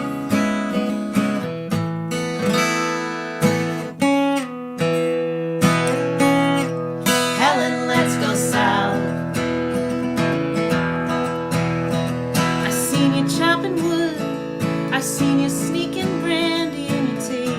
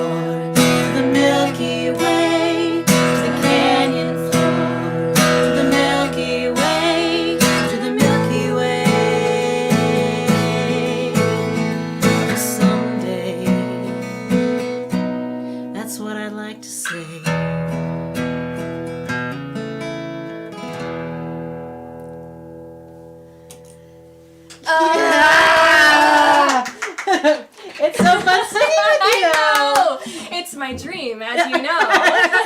I'm so glad to make dreams come true. Thanks, Sue Fink. Sue Fink says, love the harmonies. Oh, thanks. Yeah. And Brian Wasserman says, the perfect thing to watch on a very cold, snowy day in Northeast Ohio. So nice. And Kat Woodkey says, Yay. oh, you all are very lovely. Thank you. Okay, so now without further ado, please welcome to the stage, Cassie Bissell. Should I move over here? Hi. Hi, everybody. This is Cassie. Cassandra. I wish that you guys could all see the gloriousness that is Katie Dahl's home on this cold, snowy day. It is so cozy and delightful in here. It's true. And I just got to sit and listen to you guys in the background while looking at the coziness. It's the twinkly lights It and is. the house plants and the beautiful little stovetop fire. Yeah. It's very warm in here. Yeah. And it's very cold outside, but it's also a really sunny day. So Yeah. there's this beautiful sunlight. Magical. I know, it really does feel, I was just thinking, like, I feel so happy. Like, you know, I've been, like, getting ready for this and like, anticipating, you know, like, and marketing and, you know, get just whatever. All the things. And I'm, like, doing it. I'm like, this is really fun, actually. Like, I didn't consider that it would actually be really fun also. So that's Well, nice. that's good news. Yay. Yeah, that's Yeah. good news. Just burden some That's what work. we like to hear. Now, Cassie lives in Door County, but we have not seen each other for a long time because you've been away Gone for acting. months. But She's now an I'm finally actor. home. Yes, now you're finally home. Thank Yes. goodness. Just in time for the quiet season. Yes, exactly. Which is I don't know. It's my favorite. It's the best time to Yeah. be here. Yes. And Ava's on a Rumspringa. My between Rumspringa, work. yes, between gigs. Uh-huh. Yes, very Yeah. happy to be back in the county in the winter. And I don't often get to do that. No. Right. Only when you need Only me for when I need things like music music videos. videos Yeah. or Bone-Anzas. Right, exactly. That's when Ava comes. Yes. But Cassie, you have just been in doing some shows elsewhere. What are you Yeah. fresh off of? Well, the last show was the Thanksgiving play in Milwaukee, and that closed on December 19th. So it has been about a month since that closed. But then we went and visited my mother in upstate New York and spent some time there. So Yeah. I'm only recently home from. We were already that close, much closer to upstate New York, so we just left from Milwaukee and continued on east. Right. And so now we're back. Yeah, is Neil back too? Yeah, we're both back. Yeah. Everybody's back. Oh, good. And the cat. Cat. The cat who our cat who is a pandemic cat. Bertram was adopted last January. We just hit I the did not one realize. It was just the 1 year gotcha anniversary for Bertram. And he had many, many months to be home and like it was lovely. And then we're like, now you get to learn what it is to be a traveling actor cat. Yeah. And go live at the Plaza Hotel in Milwaukee for a little while, and then go to visit my mom and her 2 cats in upstate New York. And he did extraordinarily well, but I will say we pulled into our little parking lot of our apartment place, and it was an 18-hour drive. We'd been in the car for 18 hours. It was dark. It was night. He woke up and immediately started purring. Like he could smell we were home. Oh, it's so Isn't it sweet. great? And I think of course, he didn't know if he was ever coming back to our place. Because as far as he was concerned, it was like he got packed up and, taken to Milwaukee and then packed up again and taken to upstate New York. He didn't know he was ever coming back. Yeah. And it was just like, But he recognized but he it. knew it. You Yeah. could tell he started rubbing up against me and we hadn't even taken him out of the car and he was purring. So now I'm dreading having to take him away again. I'm like, all right, we're laying low for a little while. Do you like take him on Enjoy it. walks or anything on the road trip? No. Yeah, he just He's- stays in the car. Yeah, he had a little perch set up, and there's a litter box in the car. It's a whole thing. Yeah. But we don't trust. He's not good. Like if we could put him on a harness and then walk, like we would do that. But Oh yeah, I we wouldn't trust we can't even get a collar on him, let alone like trust that we could keep him in a harness. Yeah. So it was 18 very long hours for him in a car. Did he meow? Minimally. Mm-hmm. He did a little bit at the Yeah. top of leaving my mom's house. I think he became good friends with my mom's cats. I think he did appreciate having fellow feline friends. So I think the departure from my mom's house was a little harder than the departure from the Plaza Hotel. The Plaza Hotel, he was like, "Yeah, get me out of here." Yeah, right. But I feel like leaving my mom's house, he was a little bit more like, wait a minute, I had new friends. This was Wait, nice. this was fun. Yeah. Anyway, enough about cat adventures. Oh, on I the mean, road. I love cat We're very adventures. invested. Yeah, exactly. I mean, you don't know about Ava because she is an actor, so you don't know if she's, like I am a bad actor, so you can tell. But with me, but Ava's a good actor. So, and that's what I really want to talk about is, so like you two, I have admired Cassie from afar for a long time, but Ava made us be friends. Ava said, you don't have to be scared of her. And I was like, but she's so amazing. So I do. This is a skill of mine. Yeah. Both of these individuals would come to me and say, okay, I passed into, or like I passed by Cassie on the street today, or I passed by Katie and I didn't say hi and I overthought it and kind of made eye contact, but then I looked way too fast and I just don't know. So I'm just finally, I was like, you guys, we are both coming over. We will eat food and you will be friends today. Yeah. And you succeeded. Yeah. I mean, Ava was here over the summer and succeeded in like Yeah. solidifying this Door County friendship. Yeah. Yeah. And we ate food and talked every welcome. week. Right? did. Yeah, like, we I did. mean, like we were really did consistent. not let it go, man. We had a good run of it. I was Yeah. Great. getting together once a week I for dinner. miss it. Yeah, I miss it too. I know. It was a good time. This is this is also nice, but And we fell into a tradition of drinking the same rosé wine. Yeah. Which, I mean, Van Wolf, no, what? Villa Wolf. Villa Wolf. Villa Wolf. which I may or may not have already bought 3 more bottles of just yesterday when I arrived in the county. I For had to those of you who explain- know Door County and Main Street Market in Egg Harbor, we recommend the Villa Wolf. Villa Wolf. Well, Rosé. see, but now the Rosé. secret's going to be out because when I go there, I'm like, don't tell anyone, but this is the best rosé on the planet. I'm about to buy all of it because they give me a lot of looks, and I come to the checkout with only wine. With only wine. But it is worth it. It's worth it. It's great. I have to tell you, the looks don't really like. I come to the checkout with that much wine and many more things, and Yeah, right. I also feel embarrassed by that. Yeah, okay. So it makes you. This feel is small better. town life. For those of you who don't live in small towns where the people at the grocery store know you, Yeah, Yeah. you're not familiar with this phenomenon. that's how it goes. So now, I know, but tell the people, how did you two meet? Do you want to answer it, Cassie? We met doing a play. We did. We did. We did. Although I first saw you when you did The Dig at Third Avenue Playhouse in Sturgeon Bay. So that was the first time I saw you perform. And I saw you perform a lot before that. Many years. I was also a Cassie Bissell fan for a long time from afar. And then I reached out to you right after I saw Yeah, The Dig. you I think did. I sent you a message. You were 'cause super, super I was, nice. I was really impressed with your work in the show, and I knew we were going to be doing a play together in the fall. Yeah, and then I got the email and I was like, it's like she's just saying that she has to say that because we're working together and like she's so good. I didn't have to reach out to you at all, No, though. I know, but that's but Cassie's a great person, so she'll do that. She'll do that. I'm going to come on to these all the time because it's just your friends telling me how great you I are. know, It's such a good idea. I know, man. No, yeah, and then we did a show together that fall. Yeah, that same fall. So Yep. in the fall of 2019, we were in a play together called The Revolutionists by Lauren Gunderson, which was a 4-woman show directed by the great Laura Gordon. And actually, Ava and I just came back from a little reunion visit, the 4 of us. So one of those 4 members, Leah Okada, is now living in way up northern Minnesota.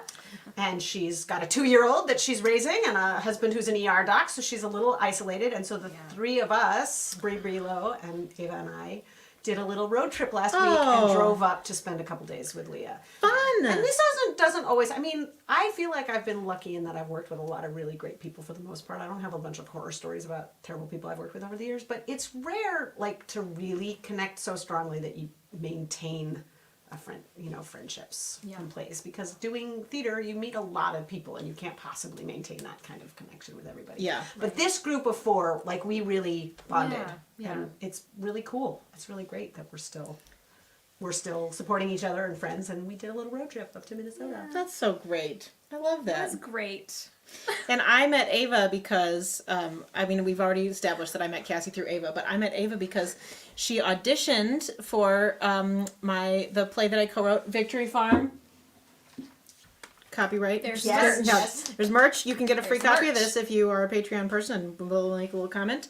Although Ava's not on the I CD. am not on the CD. Yeah. The But- wonderful Allie Babbage. Yes, she's was amazing. First in the role. And who's a Patreon person and on that CD. But Ava auditioned because Allie Allie wasn't able, we brought back the whole cast for the second year, but Allie wasn't able to do that second year because it was in the fall and she was in school. And so we needed a new Dottie, and Ava sent in an audition tape, and I loved it so much. Yes, we just Yeah. established in the kitchen before that Katie Dahl is like largely responsible for the trajectory of most of my career to this point, because that was my first professional I show. think you need to give yourself I mean, a I little think bit of I think extra you would credit. have. You think you? I like. I don't think I'm responsible for the fact that you have a career. I think like the Okay, way yeah. that it took the particular path that it took. Yes. Yeah, I do think Yeah. comes from me like having a strong positive reaction to your audition tape. Yes, I think Yes, that's yes. right. And on. there were, because I saw Victory Farm, Mm-hmm. I believe in 2012.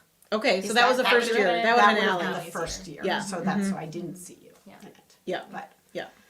And Allie is also awesome. Like we've had no shortage of wonderful Dotties over the years. Well, only two. But still, no shortage. the So we first will- two definitely of no many. shortage. There will be many more. Yeah. I'm sure. Yeah. Oh, now this is good to know. Okay, first of all, Alex Coddington says, "I'm happy to take the smallest amount of credit for that." I don't know which what he's the taking dig. credit for. Maybe. He was the director Oh yeah. of the Okay. dig. Great. Hi, Great. Alex. Yeah. Hi, Alex. and Noelle Rowden says Villa Wolf Pinot Gris is also wonderful, and Main Street Market will order it for you. Oh, good to know. Okay. All right. Well, This that's a is- game changer. Yeah. No, can I just say that I love though that like my first professional show was your show, and like now we're still friends and we get to work together a lot. I know. And I Ava, actually really, really, well, you know I'm obsessed with you, but I just love you.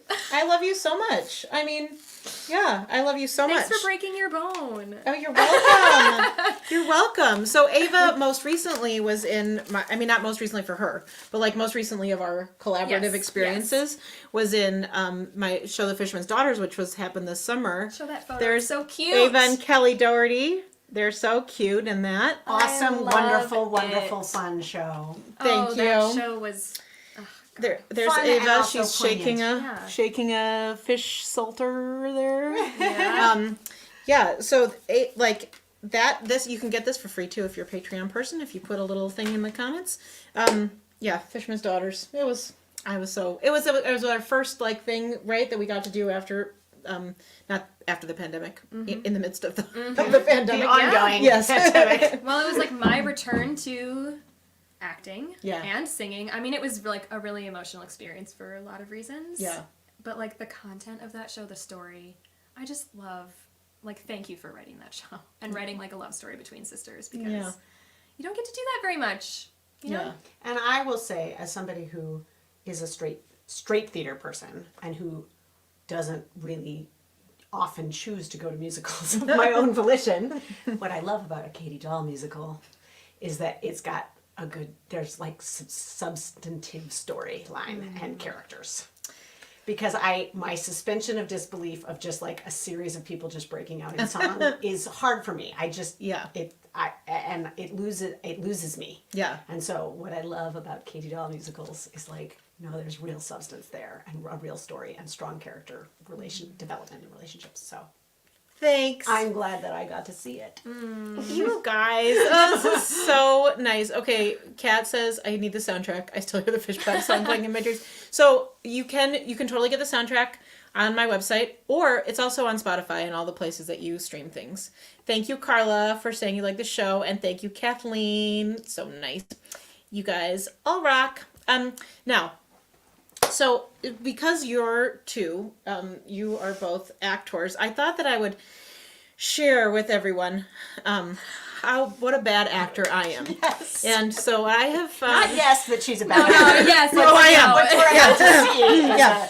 It's so special. It's really special. So in high school, I don't know if Sonia, you're still on. Are you? You were God, on. I hope so. Yeah. So Sonia, my friend who was watching earlier, is featured in this clip, as is my friend James. And this is a movie, a film. Yes, a film. It's a film. It's a piece directed by our friend Jordan Frank, and it's called The Shut-In, and it's about Sonia, maybe you can chime in. There's like a child being a young teenage boy being sort of held by a kind of creepy nanny, like in the basement of a house. And I don't really remember. And Sonia's character befriends the boy. She's suffering from the recent loss of her mother and having an emotionally hard time. Her father is dating again, which is causing the hard time, and he dates me in one of the more stunning scenes of the film. So in this particular scene, James and I have returned from a date, and I have dressed up in my jean skirt and blue T-shirt for that day. I didn't even know the context of this. And we have arrived home to find. Well, I'll let you see. We've just arrived home from a date, and so here we go. Here's the Very shut-in. casual. It's really casual. I mean, that's important Coming for you home from a date. to know. Yeah. We're feeling good. We're feeling really good. Thanks so much. I had such a great movie. What a great movie. I'm so glad that we finally saw it. I've been wanting to see it for a really long time. Yeah. Val! Are you okay? Val, come on, Val, wake up. Are you okay? Dad, I'm so sorry. I was making popcorn. It's just horrible. Oh, good. Never stops being good. I don't think I witnessed on a previous occasion the slow backing up. With the hand still in the pocket. I believe that was my direction. Now you just slowly back away. So that, yes. What a great movie. I'm so glad we finally got to see it. I know. It's like, I think that when I am nervous, my Midwestern accent is Really it's really keyed up. Yeah. Was that improvised though, that dialogue? Because it sounded very it's really naturalistic. natural. Yeah, I think so. Okay, Alex Coddington says 10 of 10, no notes. And Seren Knopf Snyder says excellent backing out. Thank you, Seren. It's so good. yes, the backing up. I really appreciate it. Yeah. The slow retreat. Yeah, with my hand still in my pocket. So Ava, I wish that I had unearthed this. Ava, in the sort of depths of the pandemic, well, whatever still is. A year ago, Ava saw this clip of me and made a mocking video of it. Or it was an honoring It was an video. homage. It was an homage. It was an homage. Absolutely. Yeah. Also in my kitchen, Yeah. alone. Can you just Like can you normal kinda do people it? do. Can you do it for me? Well, you won't get the full effect if I'm not Well, if you standing stand up. up, but it's stand like, up, man. Okay. It's like you gotta. Where's the? Okay. I'm gonna Find your light. pretend, Find your thank light. you. Yeah. Right? Okay. Someone give me an action. I want you to enter, discover the body on the floor.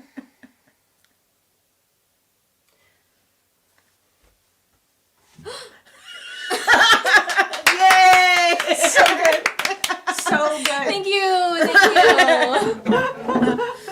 Oh. I didn't get to the backing out, but Yeah. you guys, you get the picture. Yeah, you can. I mean, well, it kind of must be intimidating to do the backing out because you're not gonna sort of. Capture Nothing could live this- up to it. There's a certain je ne sais quoi to what Yeah. you did with the backing out. Yeah, thank you. I think so. my I think God. so. So good. Yes. Okay. So now, in your stunning acting, you. I don't know. I don't even know what we can talk about. I was hoping to sort of get at the depths of okay. So actually, let me start with you, Ava. Nimmer. Okay. So you are you just sang with me, right? I did. Yes. Yes. And you how does singing on stage to you feel different than inhabiting a character, or does it? Wow. That's an interesting question. I mean, okay. Is this about just getting into everybody's neuroses? Is that If okay? you want, All yeah. right. Well, I think for me, I was never a trained singer in any way. I feel like a lot of people who end up working in musical theater sort of set out with that goal in mind. Mm-hmm. They go to classes from a young age, or they actually study musical theater specifically in undergrad.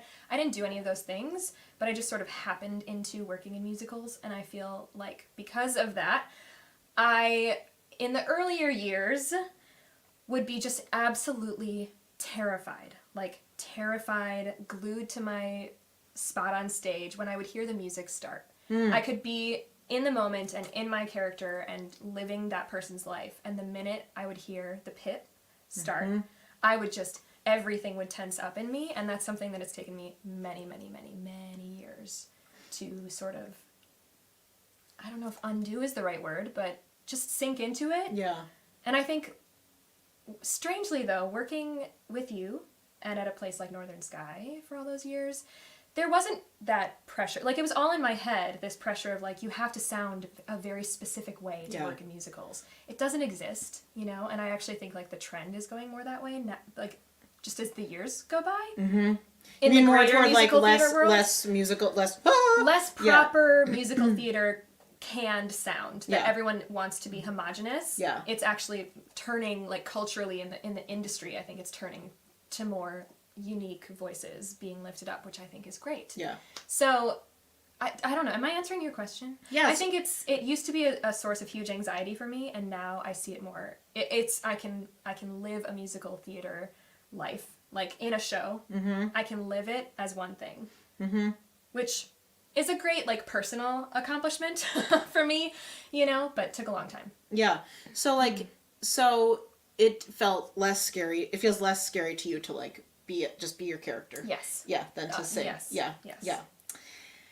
Tell me about it not feeling scary. It's like, I feel so scared to try to be somebody else on stage. So I guess, like, what I'm, like, I would be interested to hear about how it started. Like, Cassie, maybe you could talk about, like, when you started acting. Like, how did that, like, did it feel natural to you right away? Did it feel like a natural fit? Well, so here's the story. My mother signed me up for an after-school theater class. I might have already told you guys this story.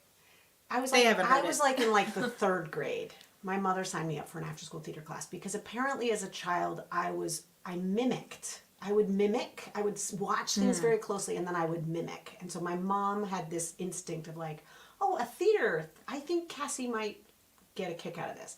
So little 8-year-old, 9-year-old, however old I was, it was like a series of folk tales that we performed. I don't even remember the details, but I do remember that the first time I was walking on stage, I was playing a little boy, and I was supposed to be flying a kite, and I was just terrified of stepping on stage. I, like, came on stage with my back to the audience. Like, I was really nervous and scared. But I was just invested. Like, I think I did have a natural instinct for investing in taking on whatever this storyline is, whatever this little character is supposed to be. And not very far into the piece, I said or did something, I don't even remember what it was, and the audience laughed. in a good way. I It think felt in a good way. Yeah. Like, I wasn't doing something with the intention of getting a laugh, but the fact that they were so tuned in and invested in whatever I was doing that it then evoked that response, that's the first time I remember that feeling, which is why I love live theater, of that interplay between a live audience and the performance, and that you can really feel the energy of an audience going along for a ride. And it's easier to feel it with comedy because laughter gives you that audible response. Yes. What's funny is that for a large part of my early professional theater career, I really did serious stuff. Like, I didn't get to do comedy for a lot of early on. I'm a serious person, so I guess I did get cast a lot in serious things. And I'm really grateful that one of the things that's happened over the course of my professional career is that I have had really much more of a chance to do more comedic stuff, which I don't have. I'm not a broad comedic actor, but I do have a good sense of timing and, like, that play. So yes, I feel like there's obviously something about it that comes naturally to me in terms of just being able to drop in to something else. But I also feel like when I hear you say, like, becoming somebody else and how scary that is, I feel like for me the way in is not that it's not a transformative thing into a completely different person. It's more like getting in touch with the part of me that is in whatever the character is that I'm playing. And that's the trick. And the roles that I have the hardest time with are the ones where I have a really hard time finding some aspect of myself that connects to what the character is. Because I can have I've watched a lot of, right? I can have an idea of what I know a character's supposed to be. But if I don't have a personal way in to connecting to that, that's when I'll really struggle. Yeah. But that's the thing is I feel like the reality of all of us as humans is like we have a gazillion layers to us, and we have a gazillion experiences to tap into, even if they aren't exactly the exact experience that the character is. There's a way for you to find your hook that is a similar track, right? And that's the key of. Right. And so in some ways it's a way of working through your stuff. Yeah, it's a permission slip. Through the safety of like another person. And it's a way to, like, I feel like sometimes I've had the thought when I've gone for long stretches where I'm not on stage and not in something dramatic, or not in something dramatic where I get emotional or have to cry. And it's like, I'll realize like, oh, it's been so many months since I cried. Because crying on stage is incredibly cathartic, and like there's a release that happens. And so when I find myself getting antsy after a certain number of months of not performing, it's like, oh, because you haven't had that outlet. Yeah. Of, like the permission, Anyway. Yeah. I've talked long enough now. No, no. I love it. I think that I'm just seeing if anyone. Oh, I once had a director who told me to live truthfully in these imaginary circumstances. Right. That's great. Yeah. I think I had this therapy session last week, and I'm working on this play about midwives and moonshine, and I was working on a song where. Like, I feel like in every musical, this will be the third musical that I've written, and I feel like there's always I always try to write a song where they all sing a chorus, like they all sing the same chorus, which means that I have to find some common thread that they all share, that all, like, what is it that all those characters have in common, so that they can all sing those same words, and even if they're coming from even if they mean different things, right? Like in Les Mis, right? One day more is like the end of that act, and it's like that one day more could be good or bad or whatever, but it's something big is coming. And my therapy my therapist said now, like, she's like, think about all these different parts of yourself, like what common thread do they all share? And I was like, oh, like, it's just like my musical, and all those characters, as I'm writing them, they all come from different parts of myself too, so like that makes me think, like, that what you said made me think about that, like all these things are, they're not like, they don't exist outside of me, of course, they exist inside of me. Yeah, so anyway, that makes me think that. I just had a thought while I was sitting here. I was like, okay, so I'm gonna put in a request. It doesn't have to be the next musical, but someday, will you write a musical where there's a part for somebody who mostly doesn't have to sing, maybe a little bit, but just a cappella, because I can't hold my own against other, like, listening to you harmonizing to me is like makes my brain explode, because I cannot do it. I don't have a terrible singing voice, but it has to be very simple and very alone. But will you write me a part in one of your musicals? Yeah, that's amazing. So I can be in a Katie Dahl musical? Oh, that's so nice. Yeah, okay, I will. Let it be said, everyone, that I promised. So I will. It's on record. Yeah, but I have to be in it too. Obviously. Well, obviously. Yeah, you'll be the harmonizing singer person. Sure. Yeah. Sure. Yeah, but you sang in the Thanksgiving play. Yes. Thank you for crediting that as singing. Yes, I frequently have had to sing in plays. Yeah. Yeah. But it always makes me very nervous, and I can't. The big thing is that I can't harmonize. Like, I can't hold my own against other notes and rhythms. Like, I know it's something if I worked on, maybe I'd get better at. But I mean, I sang in choir like in high school, and I tried. I took voice lessons, but my brain. And it was interesting because when I was sitting and listening to you too, I was thinking about the fact that even as an actor, right, I feel like good actors, it is a very collaborative art form, and that there is a rhythm to text in a play too, and that you do have to be very tuned in to other people. Like, it's not like you aren't aware of the other speaking voices or the rhythm of exchange. Mm-hmm.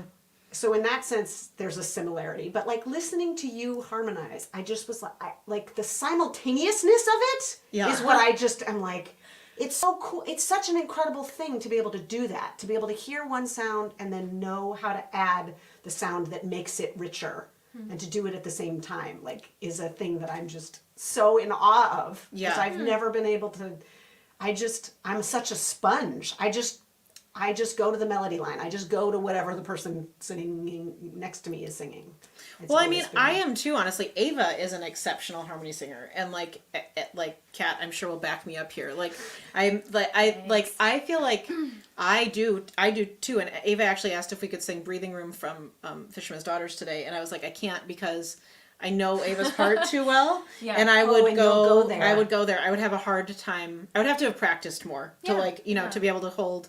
And this was always a problem for me, like growing up listening to Northern Sky recordings. Karen Mull was my favorite. She had a very high voice. She has a very high voice, and so her parts were what I heard. And it's also those are the easiest parts to hear, even if she's not your favorite. Right. But like, and so that's what my brain sings, but my body doesn't sing that. You know, so like I think that's partly why I have a hard time with singing harmony, is because I'm always wanting. My instincts are higher than I'm able to, Sure, that makes sense. pull off. Brandy Klein says, "I believe in you, Cassie. With the right song and the right co-singers, you can harmonize." Oh, thank you, I Brandy. think so too. Thank you for the vote of confidence, Brandy. That's really sweet. And hi, by the way. I haven't seen you in a long time. Ava or Yeah. or anyone, like another acting question I have is a word I hear a lot around the actors is about choices, right? Choices that you make. And I have my own perception of what that means, but like I wonder if you could talk, and I feel like if you're not in the theater world, you might not hear that word, associate that word with acting as much. Can you talk about choices and what that means? Wow. What an interesting question. Or about something different if that's too hard. It's just I actually had to do an interview when I was doing Red Herring recently, and the interview was like 30 minutes long, and I was being asked similarly very large questions about like acting technique that I was like, I don't think about it. I don't like break down my own process that much. I just do it. So I might stumble over what I want to say, but basically I would think about the way that I would think about choices is there is a script and there is text that tells you what you have to say, what everyone else is saying, and what happens to the people as the plot goes along. The choices that you get to make have to allow that to happen. Like, you can't make a choice that wouldn't be in line with where the story has to go inevitably, but you get to choose the exact, coloring that you put, like the paint that you put on top of what must come out of your mouth and where you must move, who you must be with, or argue with, or whatever else. That's like my broadest definition, I think, of choices, is like you as the actor get to have enough agency over how very, very, very specifically, and a lot of it is just in your imagination and in your heart, you know, about what you're living in that moment, to then color what's coming out of your mouth and where you have to go. Yeah, I think it's about, same thing. And it's about physical and vocal choices, options that are going to make you feel the most truthful and authentic Yes. in playing what the character that has been written. But also, I think it's really important what you said, is that you have to be keeping in mind the larger story that you're part of. And so you have to find your way to be authentic and truthful in a way that is going to forward the whole story. And I mean, I think some of the problems that sometimes happen is like that people can bump up against is like a director might have a very strong notion, like they might hear a line in a very particular way in their head, and they might try to get an actor to do that, and that can be really problematic. Like as an actor, it's like you have to make it your own. You have to find your way in. So often so for instance, for me, if a director is directing and I'm like I will sometimes reflect back at them if they say they're looking for X and I feel like, but I think that's what I'm doing. I will say to them, so what are you getting from me? So that I can understand, like, well, because there can be a disconnect between what you think you're playing and how it's reading. Definitely. And that's why it's really important to have an outside eye who can Definitely. track that and who is also looking at the bigger picture. Yeah. Because you can't necessarily have an eye on the whole puzzle while you're grappling with your little track. Yeah. Right? Mhm. Which Yeah. is why directors are so vital. Yes. Yeah. And the directors that I love the most and who I am the most in awe of are the ones who are able to take a cast of very different actors. Because this is the thing about theater in this kind, like there is no standard of training, there is no standard of experience. Like you put together a group of actors and people come from all different kinds of backgrounds, all different kinds of training, et cetera, et cetera. And I feel like the most amazing directors are the ones who can identify, like, oh, this actor needs this, and this actor needs this. You can meet them each And individually. can meet each of them individually and provide direction that is fine-tuned to how the best way that actor is going to be able to find an authentic, truthful path.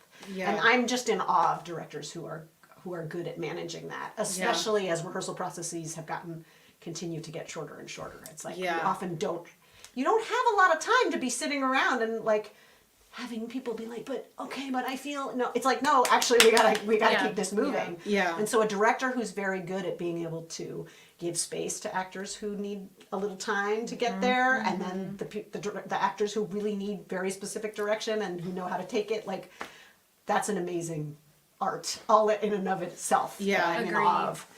Agree. So I don't know. Yeah, I and don't some know of the them would tangent, be, some of them, like, with more time, could just say, make a different choice. Yeah. Try a different choice Right. there, and give you the freedom to know that what you are offering up is not quite what they they're looking want to for. see. Mm-hmm. Yeah.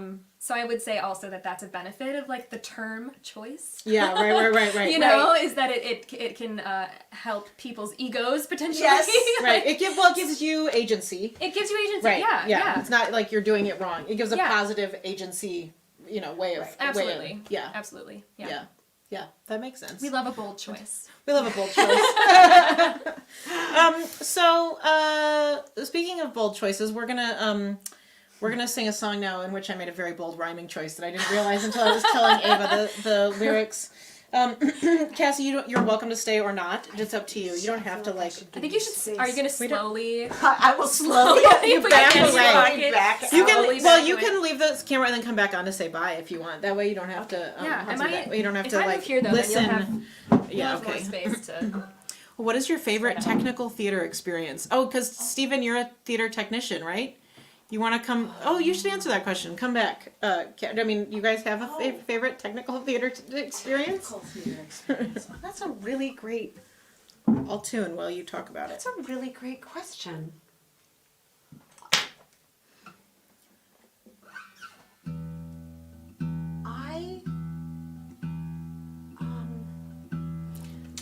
I assume that means just like the technical, a show in which the technical elements were astonishing. Or like maybe in which, not from an audience perspective, but maybe from your perspective, like on when like maybe the tech worked seamlessly with your experience. I did a production of Silent Sky, I did it at Penn Players a couple of years ago, but the first time I did it was actually First Folio in Chicago. And Chris Kriz was our sound designer, and he composed a lot of underscoring.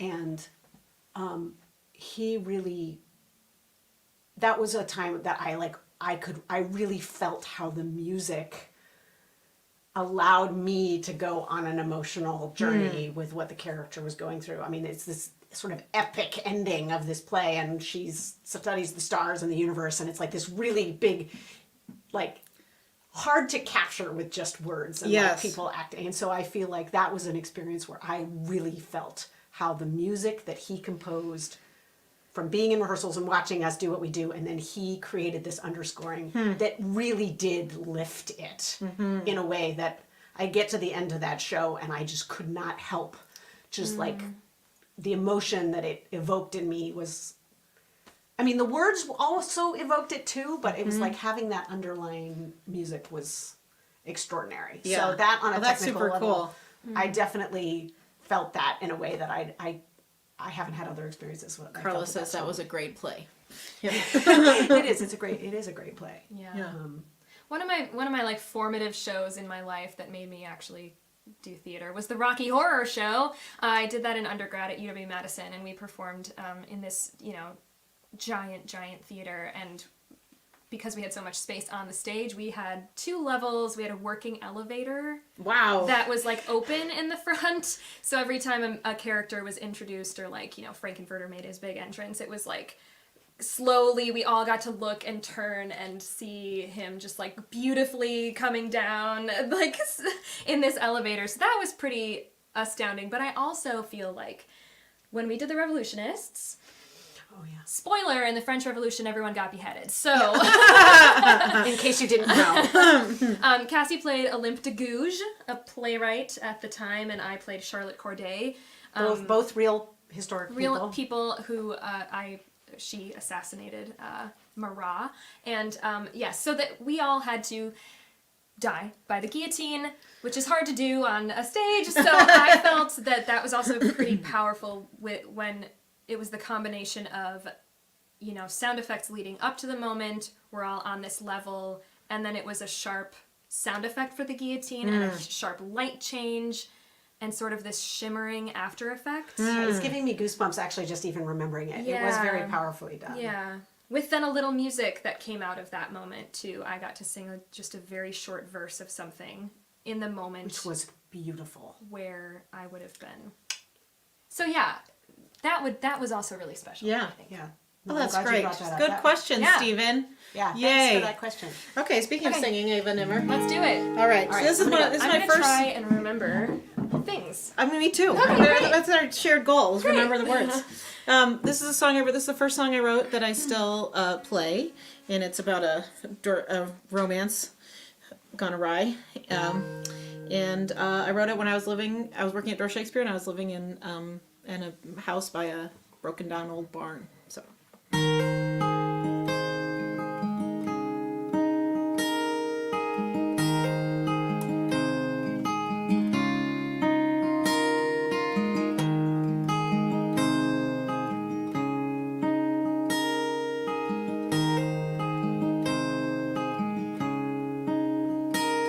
Well, the sun's riding bareback tonight, on top of an old swayback mare. You're driving away out of sight, with the ribbons of my breath in your hair. I tied ribbons of my breath in your hair.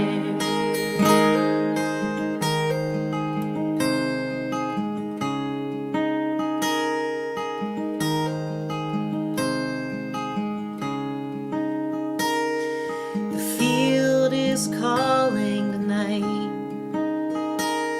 to my bed through the window ajar. On the sill, all those letters I write to you with the truth from afar. 'Cause I can tell you the truth from afar. I will tie ribbons all around.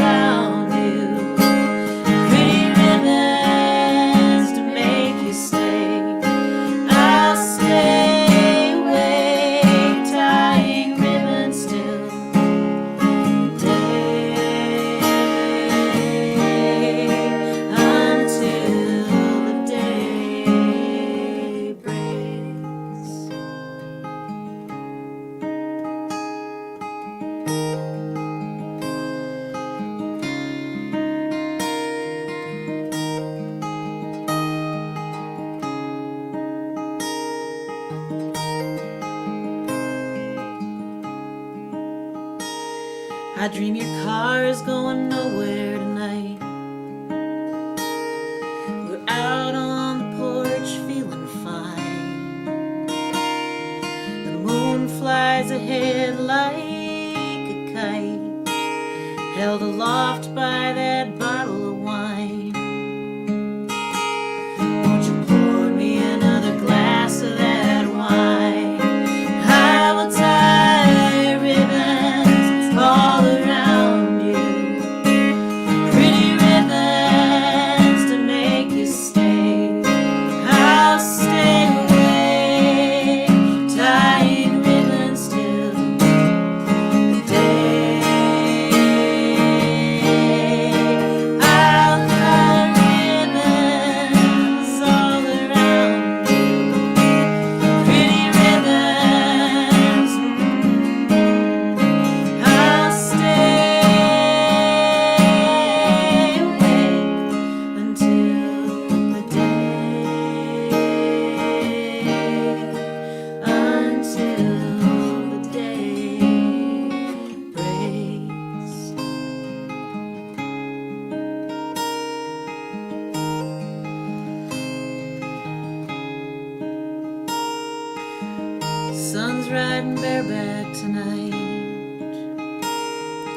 top of that old swayback man.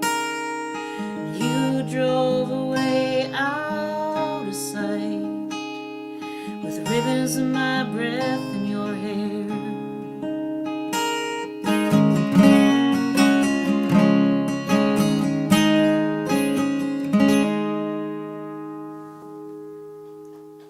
Yay. I love that song. Thanks, I've Ava. always loved that song. Thanks. Come on back, Cassie, and say for letting me sing bye it. to these people. Thanks, you guys. Oh, Seren. Thanks. Oh, first of all, your mom says The Revolutionist was an awesome production. Mom. Yeah. Thank you. And Seren, I was living with Seren when I wrote that song at the Robinson house. Yay. Nice. Yay. Hi, Seren. Amazing. Thanks, Steven. Thanks, Jen. Thanks, Kat. You guys are all so nice. So here's the deal. Before I say goodbye to Cassie and Ava, Cathy Grier is here, and she's about to come on. It's very exciting. But we have to switch over to another video. So all of you people who have been amazing and stuck with us, Facebook won't let us do this the whole day on the same video. So we're gonna close out this video, and we're gonna all go to Katy Dahl, the Katy Dahl Facebook page or the Katy Dahl YouTube page, or however you were very capable and found this on your own the first time. So I trust you can do it again for the second video.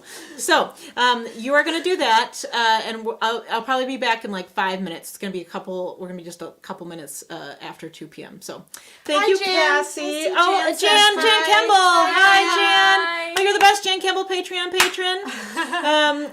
You So are many all wonderful people. Yeah, I so know. It's We really love nice you to see all. all these names. Saren, it's nice to see you too. And Kat, I'm sending something back to Milwaukee with Ava from me. You don't have to keep it, but there's something coming to you from me. Yes, through yes, yes. Oh, Got good. it. Got Okay, it. bye, Brandy. You guys are best. Thank you. We'll see you. Bye, Susie, new Oh, Patreon yay, patron. yay, Woo! yay. All right. See you guys soon. Bye. Bye.